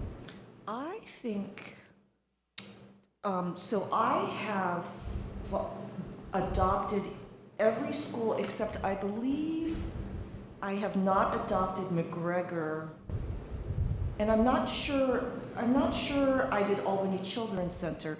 And then, so I would I'd definitely be willing to do those. And then the one comment I would make is I normally try not to adopt the school that my son is at, but he's a senior this year. So, I mean, just in terms of practical terms, I'm going to be at the high school a lot. I mean, I will go to all the PTA meetings because I'll probably help with the senior celebrations and all that. So if no one wants to do the high school, I could probably do the high school and an additional school. I mean, it's just in terms of practicality, because he's a senior and about to graduate, I don't mind You doing. can't have two because there just aren't that many schools. The high school makes sense for you, though, and so that you don't spread yourself as thin as you always do. Oh, I appreciate that, but I mean, I would also, oh wait, there's not enough, so, I mean, I'd also be willing to do like Albany High School and McGregor, or Albany High School and Albany. I think those go together well, especially since McGregor will be McGregor meeting is at the high in the school. high school. Right, okay, I actually did McGregor in the high school a couple of years ago, and that worked well. okay. So as well. Pat, I high appreciate it. school, McGregor, So, and so I'll do either Marin or Ocean View. Marin or I've Ocean. done Ocean Didn't you View do? twice You did already. Marin recently, weren't you? Wasn't that last year? Done all the schools but the high school. The I've one I done- haven't done on here is Children's Center. I did Ocean View twice. I've done the Children's Center, and I'm definitely willing to do the Children's Center. And Do we know what night Cornell meets? Thursday. Thursday. Great, I'll do Cornell if that's all right. Paul, Cornell, Ron, Ocean View? Or Marin? No, not Ocean View, yeah. Haven't done it for a while. Well, which one would you prefer? Because you seem like you I hadn't can done walk Marin. to Marin. Oh, I see. Yeah, that's right. Alan was listed under two, in an elementary and the Children's Center. So why don't you do Marin, Okay. if you prefer? I don't prefer, but, yeah, I'll do Marin. You'll do Marin. Well, then that leaves me with Ocean View, and Ocean View was last year for me. Well, that's okay. I don't mind. I'll switch with you. I'll do Ocean View. I'm You fine. do Ocean View, and Yeah. I'll take Marin. Sure. My neighbor, Karen G., is the PTA president this year. It's a very strong PTA. They do a wonderful fundraiser Okay. Of Marin? at Ocean View. Yeah. Great. Oh, Kim Trutain is the PTA president at Marin, also very strong president. Yeah. Oh, wow, that's good. Yeah. And then you can put me down for ACC as well, unless somebody else wants to do that. The Children's Center? I did it with Ocean View, and it seemed to work fairly well, because some of the ACC's facilities are on the Ocean View site. So I'll do ACC. Oh, that's lovely. Yeah, that's great. Ocean View. You'd and probably ACC. enjoy that. I think that would be Yeah, good. I like working with Susan also. Yes, that's a. Okay, so I've Thank got you. Alan at the middle school, Pat at the high school, McGregor, Paul at Cornell, Ron Ocean View and ACC, me at Marin. And I think that's all of them. Good. Fantastic, thank you. I don't think we need to take a vote on this. Our action is that we have made that decision. So the next action item has to do with assigning board members to the various committees and councils that we could possibly be a part of. Of course, no more than 2 board members can serve on any of these in keeping with the Brown Act. But does anyone want to, state a preference for one of these committees? Well, I think I've already volunteered for the Marin Elementary School I design. didn't hear a vote. Say again? I didn't hear a vote. We didn't vote. We took an action without a vote. All right. I think I volunteered for the superintendent's council already. I think I think you did. Yeah. Right.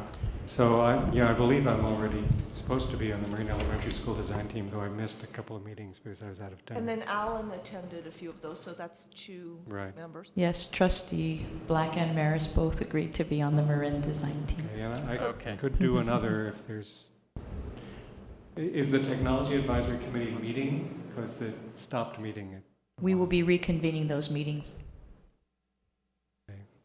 Well, I was on it before. If someone else wants a turn, that's fine with me, or I could go back and do that. Which one? Technology. Technology. Advisory. Yeah, I've been on it as well. You and I were on it together, isn't that right? Yeah, that's right. Alan and I have been on the green together, so I'm willing to continue. We could Didn't I? continue I went our to mix. that one. I think Alan has Yeah. something to say. Oh. Why don't you go ahead, Alan? Thank you. So I've served on the Wellness Advisory Committee for over 10 years and would like to continue. Oh, that's always an enjoyable committee. I've enjoyed that too. In career technology, Ron and I have served on that in the past. I'd like to continue on that. The Green Committee, Ron and I have served on that. I'd be willing to serve on that again. Pause, I've been serving on that for a long time. Alan, you're on all the committees. You can't have them all. You can't have them all because that would be obligating Right. whoever Well, I'm just replaces giving it you back. to No, I draw think I'm from. saying I'm willing. Can I make a suggestion? Why don't we just go down the line and just say the ones you'd like to be on? I'll note it down and see if we can fill them that way, because otherwise we'll just be here all night going You back and just want forth. one from each of us? And maybe 2 or 3 of your preferences? And then we might need to be flexible, because if we have new board Sure. members coming on who, have certain interests, I mean, most of those of us who've been here for a while have served on a number of them, so I think we could be flexible. That's right, absolutely. It might help if I explain, just for the public's knowledge, Yes. that the Superintendent's Council is actually the meeting of the council that is comprised of our funding group, so that would be representatives from our PTAs at each site. I do know at the high school it's PTSA, That was my fault. our Music Foundation, Ed Foundation, PAWS, PAHS, Yes. and School care. School Care, and there was one more at the Albany Community. the Albany Community Foundation. And you got AEF in there as well? AEF is in there, and we've sent out invitations for everyone except for, we're going to add the Albany Community Foundation. We'll be meeting this Thursday to kick us off. Okay. Paul, so you're on the design team already, Marin design team, As is Alan. as is Alan, so I'll note that down. Anything else you'd like to be on, Paul? I wouldn't mind being on the Career Tech Ed Committee if there's That's a good idea. space You in haven't there. served that before. I haven't served on that one before. Yeah. Okay. That'd be interesting. Um, And Pat? I'm willing to be on, as I said, on the Technology Advisory Committee if else wants to do that. And that's probably... The Community Advisory? Technology. Or Technology, the Technology Advisory Committee, okay. Got it. Let me just go down the line. Pat? Oh, So I would volunteer, as I always express interest in data, in the Assessment and Accountability Committee. And then I'm fairly open to whatever you need help with. It doesn't seem like anyone has volunteered for the San Gabriel Site Committee. I'm not sure what that is, but I've said before that I do know people in the neighborhood. So as we, it's much like the Marin Elementary School design team, as we start to look at, once the demolition of the San Gabriel site is done, we would need to convene a similar design team committee to look at what the plans would be. So it would be forming and having what meetings are called charrettes to work with our architects to look at what would the design look like, what building we're going to use, if we're going to use things like Growth Point or Project Frog, and it's to make those decisions about what those plans would look like also. I'm very flexible. I would be happy to serve on that committee unless someone else wants to serve as well. Okay.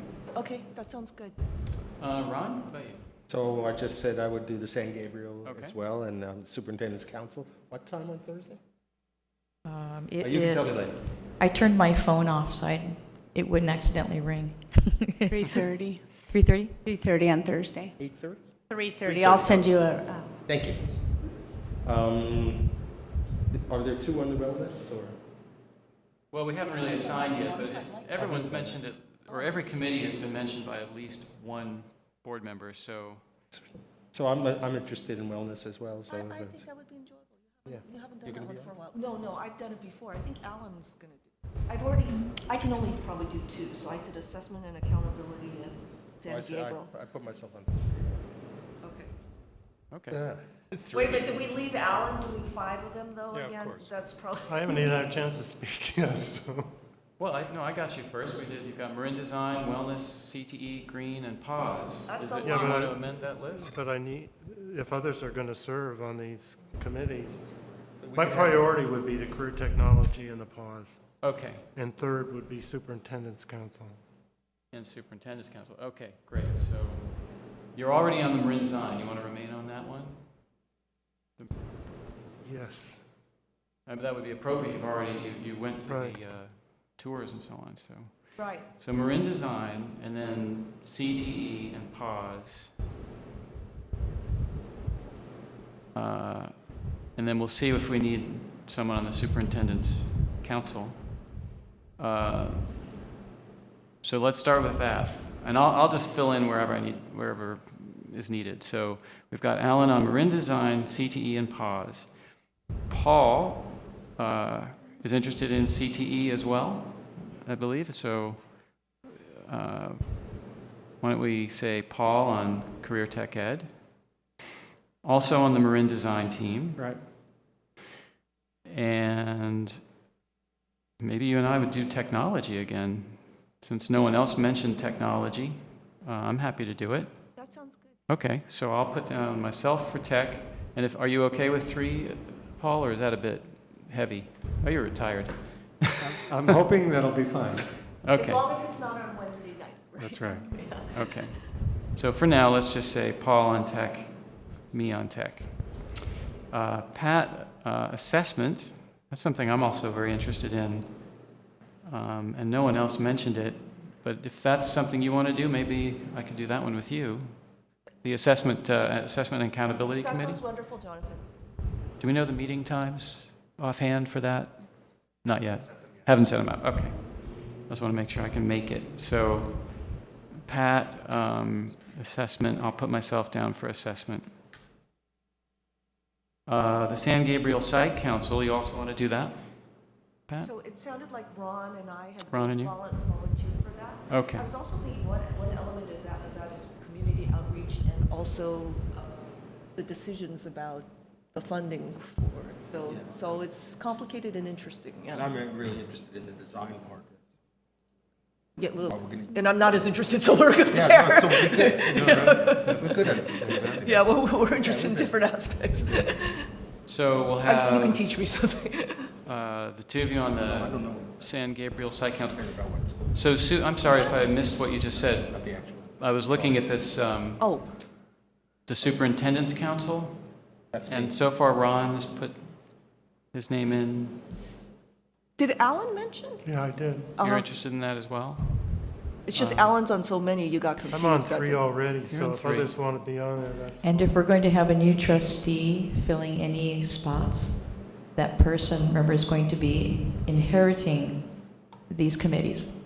That's a new Right, board of course, we member. could readjust at that point if we The needed. board could readjust as needed, yes. I said Right. most of us are fairly flexible. Most of us have served on a lot of these already, so it's fine. I think you got it. If you'd like to join the superintendent council for now, Alan, then that would be a 4th for you. Okay, Is that's that 4 okay for with- me, and that's 4 for maybe whoever comes along in December. Yeah. Well, maybe it could be passed on at that point. Yeah, it can be Or they traded. could drop one. Okay, Drop one, yeah. I mean, we don't have to have 2 board members on all of these. I think 1 board member is adequate, really, in every case, just some representation of the board. It's good to have 2, just because one might not be able to. Be able to every make night. it. Yeah, if one Yeah. can. Okay, so I'll put you down for that. And I think, let's make sure now, going the other way, that we've actually got somebody on every, or maybe Jackie, if you were able to follow all that. Do we have someone for every committee? What about the Green Committee? Do we have? We do not have anyone for the Green Committee, Green Committee. and we do not have anyone for the Wellness Committee. I believe. No, Pres- Ron, Which, All right, is it Vice President Maris and Member Rosenbaum on the Wellness? yes. All right. Okay, wellness. Alan, that would give you because that's giving me 5. 5 or 6, I don't. Just 5 so far, but then we have green. How about, would you prefer, I mean, I can do the green committee. Throw me on that one. I've only got Okay. 2, so put me on for green. I mean, I definitely want the 3, career technology, pause, and Marin Elementary, I could trade it with somebody, but I already started on that, so. Yeah, I think you should continue with that, at least for the time being. aren't you enjoying that, Alan? I thought, Yeah. I thought that you had I'm the just- skills for that. I just don't want to take over everything. Uh-huh. Because I think you could continue on that as a member of No, the that's community. fine, I'm Yeah. fine Will. with that. Yeah. Okay. Who else is on that committee with me, though? Is John? I have John. down Which there. one? Me. Paul, Oh, Paul. for Marin, yeah. Okay, so do you feel like you have too many, Alan, or are you okay right now? I'll try it for now. Okay. Okay, so you're Marin Design, Superintendent Council, CTE, Green Committee, pause. and pause. Okay. That gives you, you're doubled up on all of those with another member, so it means Oh, that that's good. you can go alternate Right. meetings, maybe you can work out, you know, Do I have anyone else on pause, though? I but don't not on think so. pause, no, there's Right, no one And else. that's fine. You know embedded what, there. Alan, if you can't attend one of those, since I'm at the high school Yeah. anyway, please let me know. Okay. And I can help you. Okay. All right. Okay, I think we have a list. And I think if we can review that list, or maybe. Sure, I can read it to you right now. Superintendent's Council, Member Rosenbaum and Vice President Maris. Wellness Advisory Committee, Vice President Maris, Member Rosenbaum. Career Tech Ed, Vice President Maris, Member Black. Technology Advisory Committee, Member Black, President Knight. Green Committee, President Knight. Pause, Vice President Maris, Member Lowe as a backup. Assessment and Accountability Committee, Member Lowe, President Knight. Marin School Design Team, Member Black and Vice President Maris. And the last one, San Gabriel Site Committee, Member Lowe and Member Rosenbaum. Thank you. If I may Thank you. suggest, when we have our reorganization meeting, we can go over this again and readjust as necessary. Okay, So this will go till December. good idea. That makes sense. So that's an action, correct? Okay, yeah, we've now taken the action of assigning ourselves to these committees. Okay. Jackie, I wonder if you can just send out an email with that list. Absolutely. Yes, Thank you. thank you. All right, so now we have a couple of contracts coming up as our final action items here. And the first one has to do with a contract to assess the copier needs in the district. And maybe, is that something you can explain to us, Alan? Yes. Good evening, board members, Madam Superintendent. Tonight, I'm requesting the approval to award a contract for copier needs and technology assessment. as well as assisting with the bid process and contract development with Client Advantage Group. They have a specific expertise in copiers, copier management, and that industry. And given, after a review of the current contracts, I believe that not only would the cost of this contract be fully paid for by the savings that we would receive, I feel like it would help streamline a lot of the copiers that we have throughout the district. Questions from board members? Alan? So I believe that our current copier costs per year are $170,000, is that correct? Correct. And this works out to be about, let's see, $7,000 a year? So we're looking at Yes. $7,000 a year spent to save something out of $170,000. Correct. I'm estimating that at the very least we would save 15 to 20% of our copier costs, but So that's 20,000, and we're spending 7 to save. correct. But then it's there's definitely a possibility of saving even more than that. And after the phase 1, which is the needs analysis, and phase 2, where we begin the bid process and receive bids from the copier vendors, then we'll know for sure kind of what the savings would be. And if we had a staff member doing this work, we'd kind of be shooting blind, and we have people who really know the market. Correct. Yeah. Correct. Thank you. We're looking at ways to cut down on, I mean, copying's always been a huge issue in schools. Yeah. Cutting down as we move towards more electronics. Yes. Mm-hmm. That's good. Yes. And we're being proactive on that. yeah, yes. So one of the good things about this contract is that by going out to bid, we would be receiving the latest models.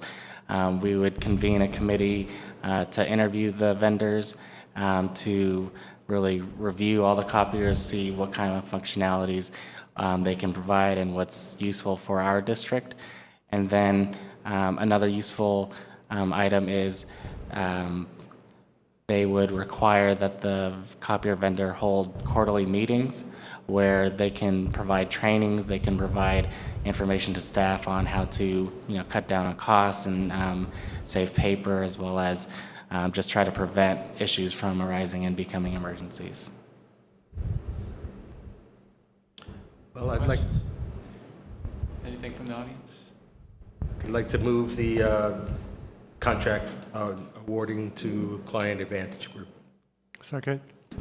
All right, so voting to approve the contract for Client Advantage. All in favor, say aye. Aye. Aye. So that's Thank unanimous. you for this, Alan. Right, thank you. Thanks. And if this doesn't work, we can go back to mimeograph machines. I miss those things. Can't tell you. Blue ink. Okay, so there's one more along the same lines, which I guess I'll let Alan introduce. Tonight I'm recommending the approval to award a contract for utilities costs and service levels analysis with Northwest Capital Recovery Group. One of the particulars with this group is they're recommended and endorsed by CSBA, which is the California School Boards Association, and their contract, they basically would receive 45% of the savings that they could generate for the school district, and they would be documented savings that we can verify and account for. This really amazed me when I read this. They say they have been able to find refunds and savings for 98% of their school district clients, which means that utility companies are basically cheating every school district in the state. That's amazing. Oh, really?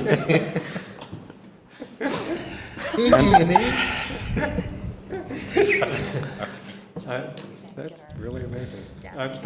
Thanks for coming up with this. Yes. Thank you. All right, Alan. So we've had a similar project come out of our EdSet class in the high school, and Maddie Dunn did a similar audit and assessment I think if we could give an opportunity to an EdSet student to be a part of this, could benefit a student as well. That's a nice idea. Definitely. We certainly have very capable students. Yes. Definitely. So, and I know paragraph 8 pretty much says no collaboration with anybody else. They kind of have the whole thing, but if you could find a way to interpret. What that was focused on is more about working with other clients and basically competitors, things like that. But they, because they're kind of focused on school districts, they would be more than happy to help out students and use it as a learning tool for them. Yeah, if they need help on more than one aspect of it as well. Great, thank you. I'd like to move we approve the contract for the utilities cost and service levels analysis to Northwest Capital Recovery Group. I'll second. All right, all in favor of approving the contract, say aye. Aye. So we've unanimously approved that contract as well. That's our final action item for this evening. That brings us to Board and Superintendent comments, and I think first things first, we heard earlier this evening about the passing of Bill Kane, former school board member and former mayor of Albany. There'll be a memorial service at the community center on August 24th from 1 to 5, and I think it's appropriate if we had a moment of silence in Bill's memory, but if someone would like to speak first. Sure. So I've known Bill Kane since we both coached Little League. Many years, at least 30 years. And I actually continued to serve the board when I started because I was using him as a mentor and getting advice from him. So his commitment to this school and to the community is just, I mean, there are only 2 or 3 people I know of who have given that much commitment. So this honor is very appropriate. This moment of silence. Let's observe a minute of silence.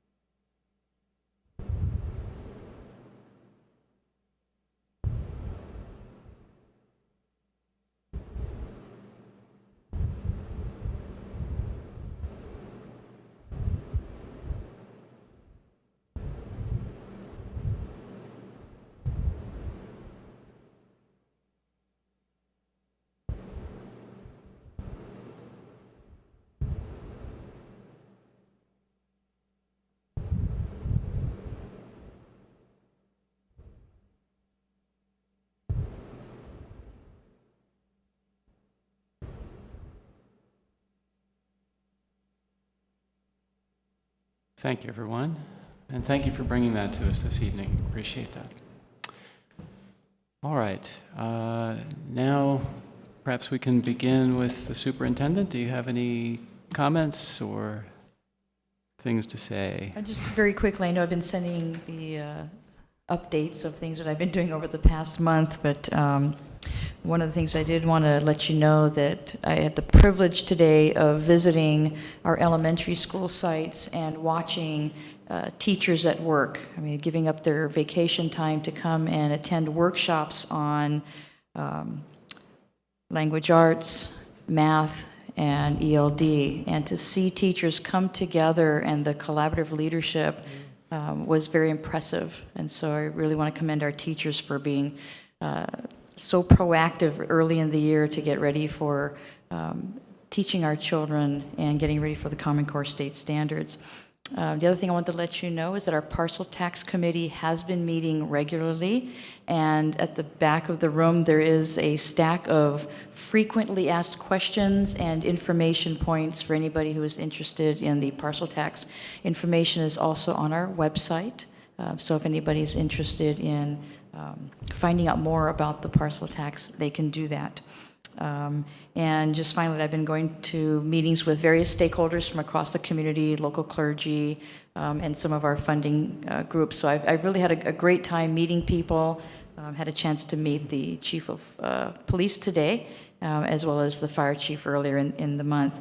And finally, on Thursday, I am going to be attending my very, very first successful superintendent training put on by school services. So that Thursday morning for about probably a little bit better part of the day, going to be up in the Sacramento area, learning everything I can to be a good superintendent. Thank you. Thank you. Board members, other comments? Paul? I just want to congratulate our superintendent on completing her first regular board meeting. Thank you. Nicely done.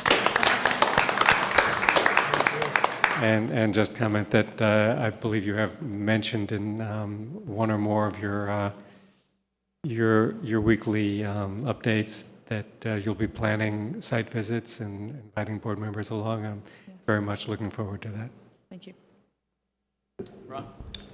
Well, Alan and I had the pleasure, and Alan wanted to speak to it also, of attending the administrative retreat. Yes. And we only attended for about an hour or so, but it's quite impressive what we saw, and analyzing the strategic plan and what's missing, and putting together what looked like really solid place to start. What our achievements are, what's progressing and what isn't, and having discussions around that. And from what I understand, that there was a lot of progress on that. Alan, do you have anything about that? Well, to add to that, I was impressed to see the assessment of the strategic planning process and broken up into groups, so the elementary school teachers were standing next to high school teachers, and they were all talking about how making this thing work for the kids from K through 12. And our new superintendent created such a collaborative atmosphere that worked so well. I'm looking forward to seeing more of that. I had a couple of other things. Did you? I have one more. Go ahead. You go ahead. It also was just such a positive atmosphere of everybody working together. And there were faces that had been around for a while and faces that were brand new. And that was great to see our principal for Cornell working with everybody.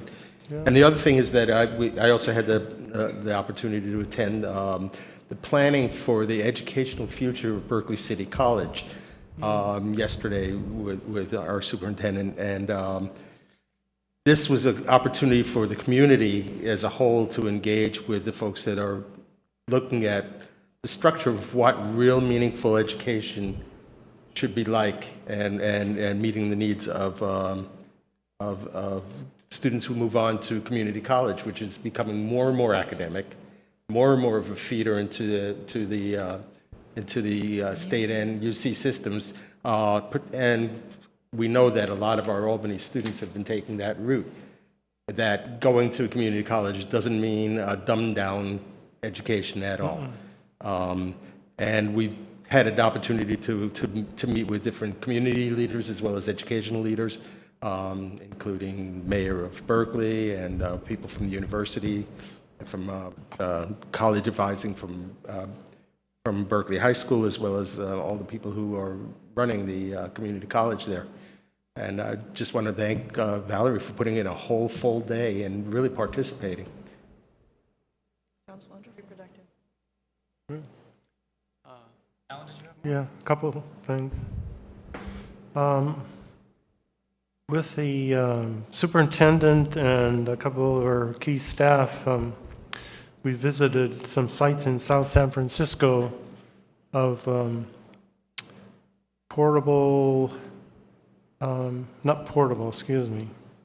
modular buildings, one-story elementary school, and we visited also a two-story high school building that's dedicated strictly to science labs. And we really got a sense, I think, of what can work and what it's going to could look like at our Marin School site and our San Gabriel site.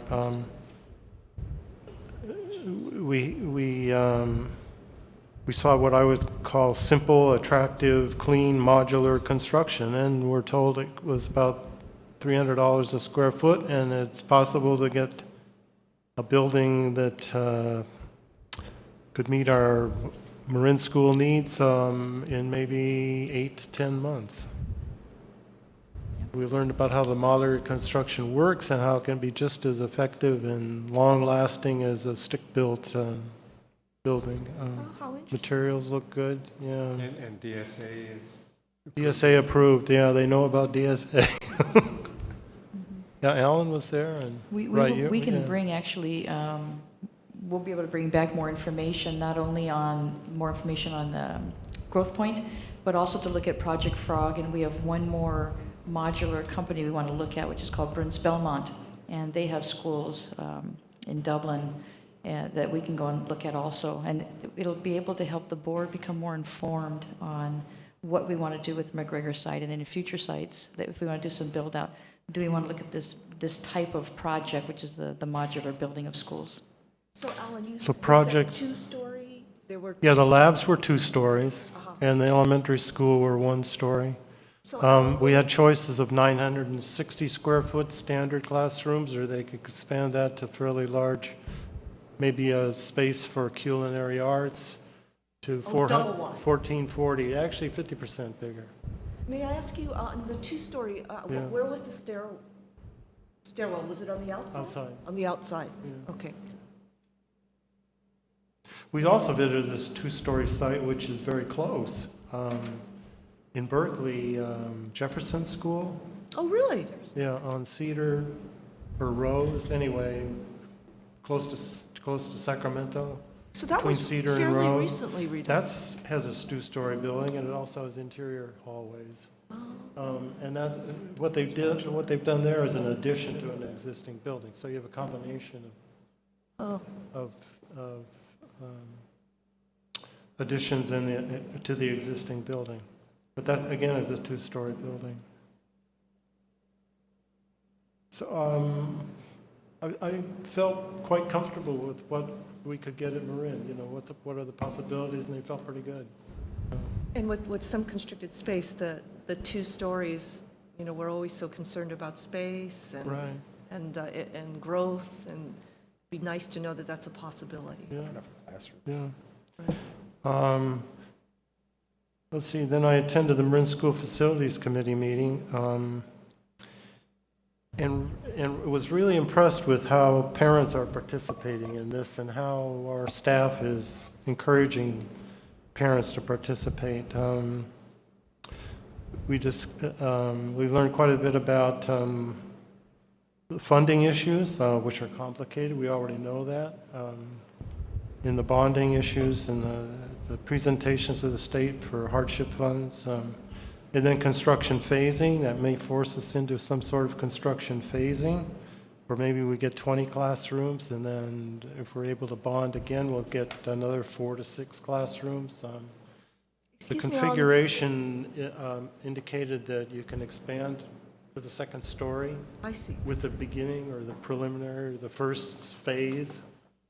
Was there any information on the possibility of a construction bond on the state construction bond for the November? Yeah, we talked about it, but we don't know anything yet. The big water bond is the one that's kind of interfering with our school Oh, bond no right now. clarity, huh? No.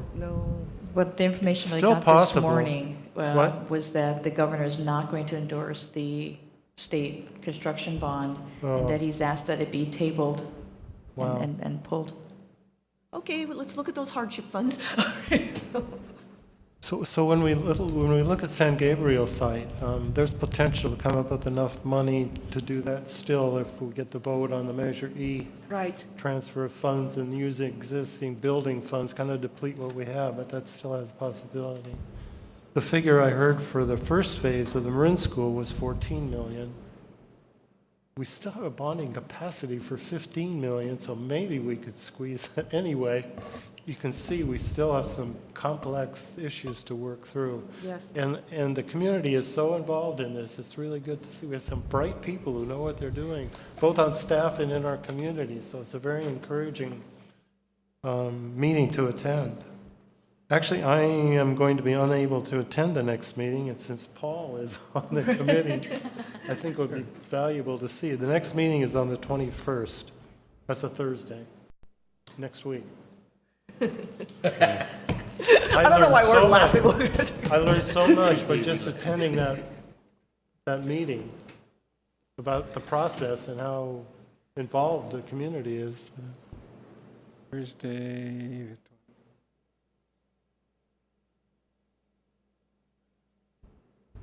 While he's looking that up, do we have a parcel tax committee meeting tomorrow on the 13th? Thursday's the 28th.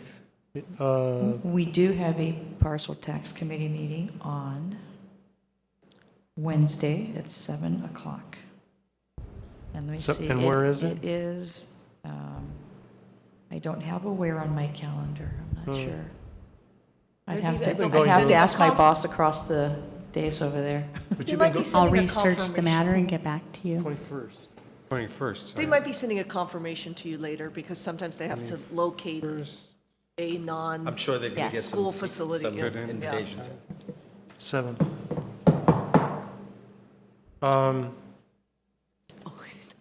So we don't know a location yet. Will somebody inform me? I would like to at least make a couple of comments at that meeting. Parcel tax committee meeting tomorrow, Wednesday. We can get that Anybody going? information to you. No, Anybody else going? Jackie said she'll get that information Oh, out to okay, us. great, thank you.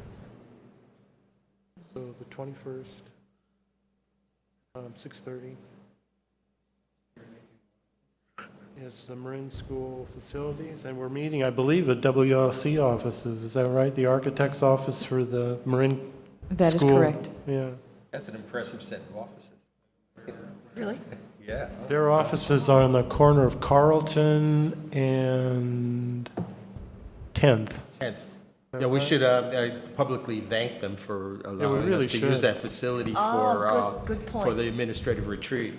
That was very, That's an excellent meeting space, plus it's got such Yeah. a beautiful view. It's like, oh, how generous. That's great. I'm glad. And that they've was a good offered the month. same space for us if we Is want to that do a possible? mid-year retreat. Can you Oh, go? that's great. Okay. So Good. that's a public thank you. Yes, lovely idea, Board Member Rosen. And then the last I looked, we have 4 candidates for school board that have filed, I believe. Is that correct? Yes. For 3 seats. So we have an Yes. election. so far, and tomorrow is the last day, so we could have more by Right. the end of tomorrow. And there are still 2 or 3 who have taken out papers but have not submitted. That's right. Correct. Right. I credit President Knight and Jackie and the others who helped for putting together such a wonderful and clear description of what it is to be on the board. I Yeah. told many people about it. They were able to go right to it. I think that made a big difference, to tell you the truth. Yeah, I do too. Didn't scare people off. Right, and your judicious editing to make it sound. That's all I have. Thank you. Thank you, Alan. Anything else? Then our meeting is adjourned.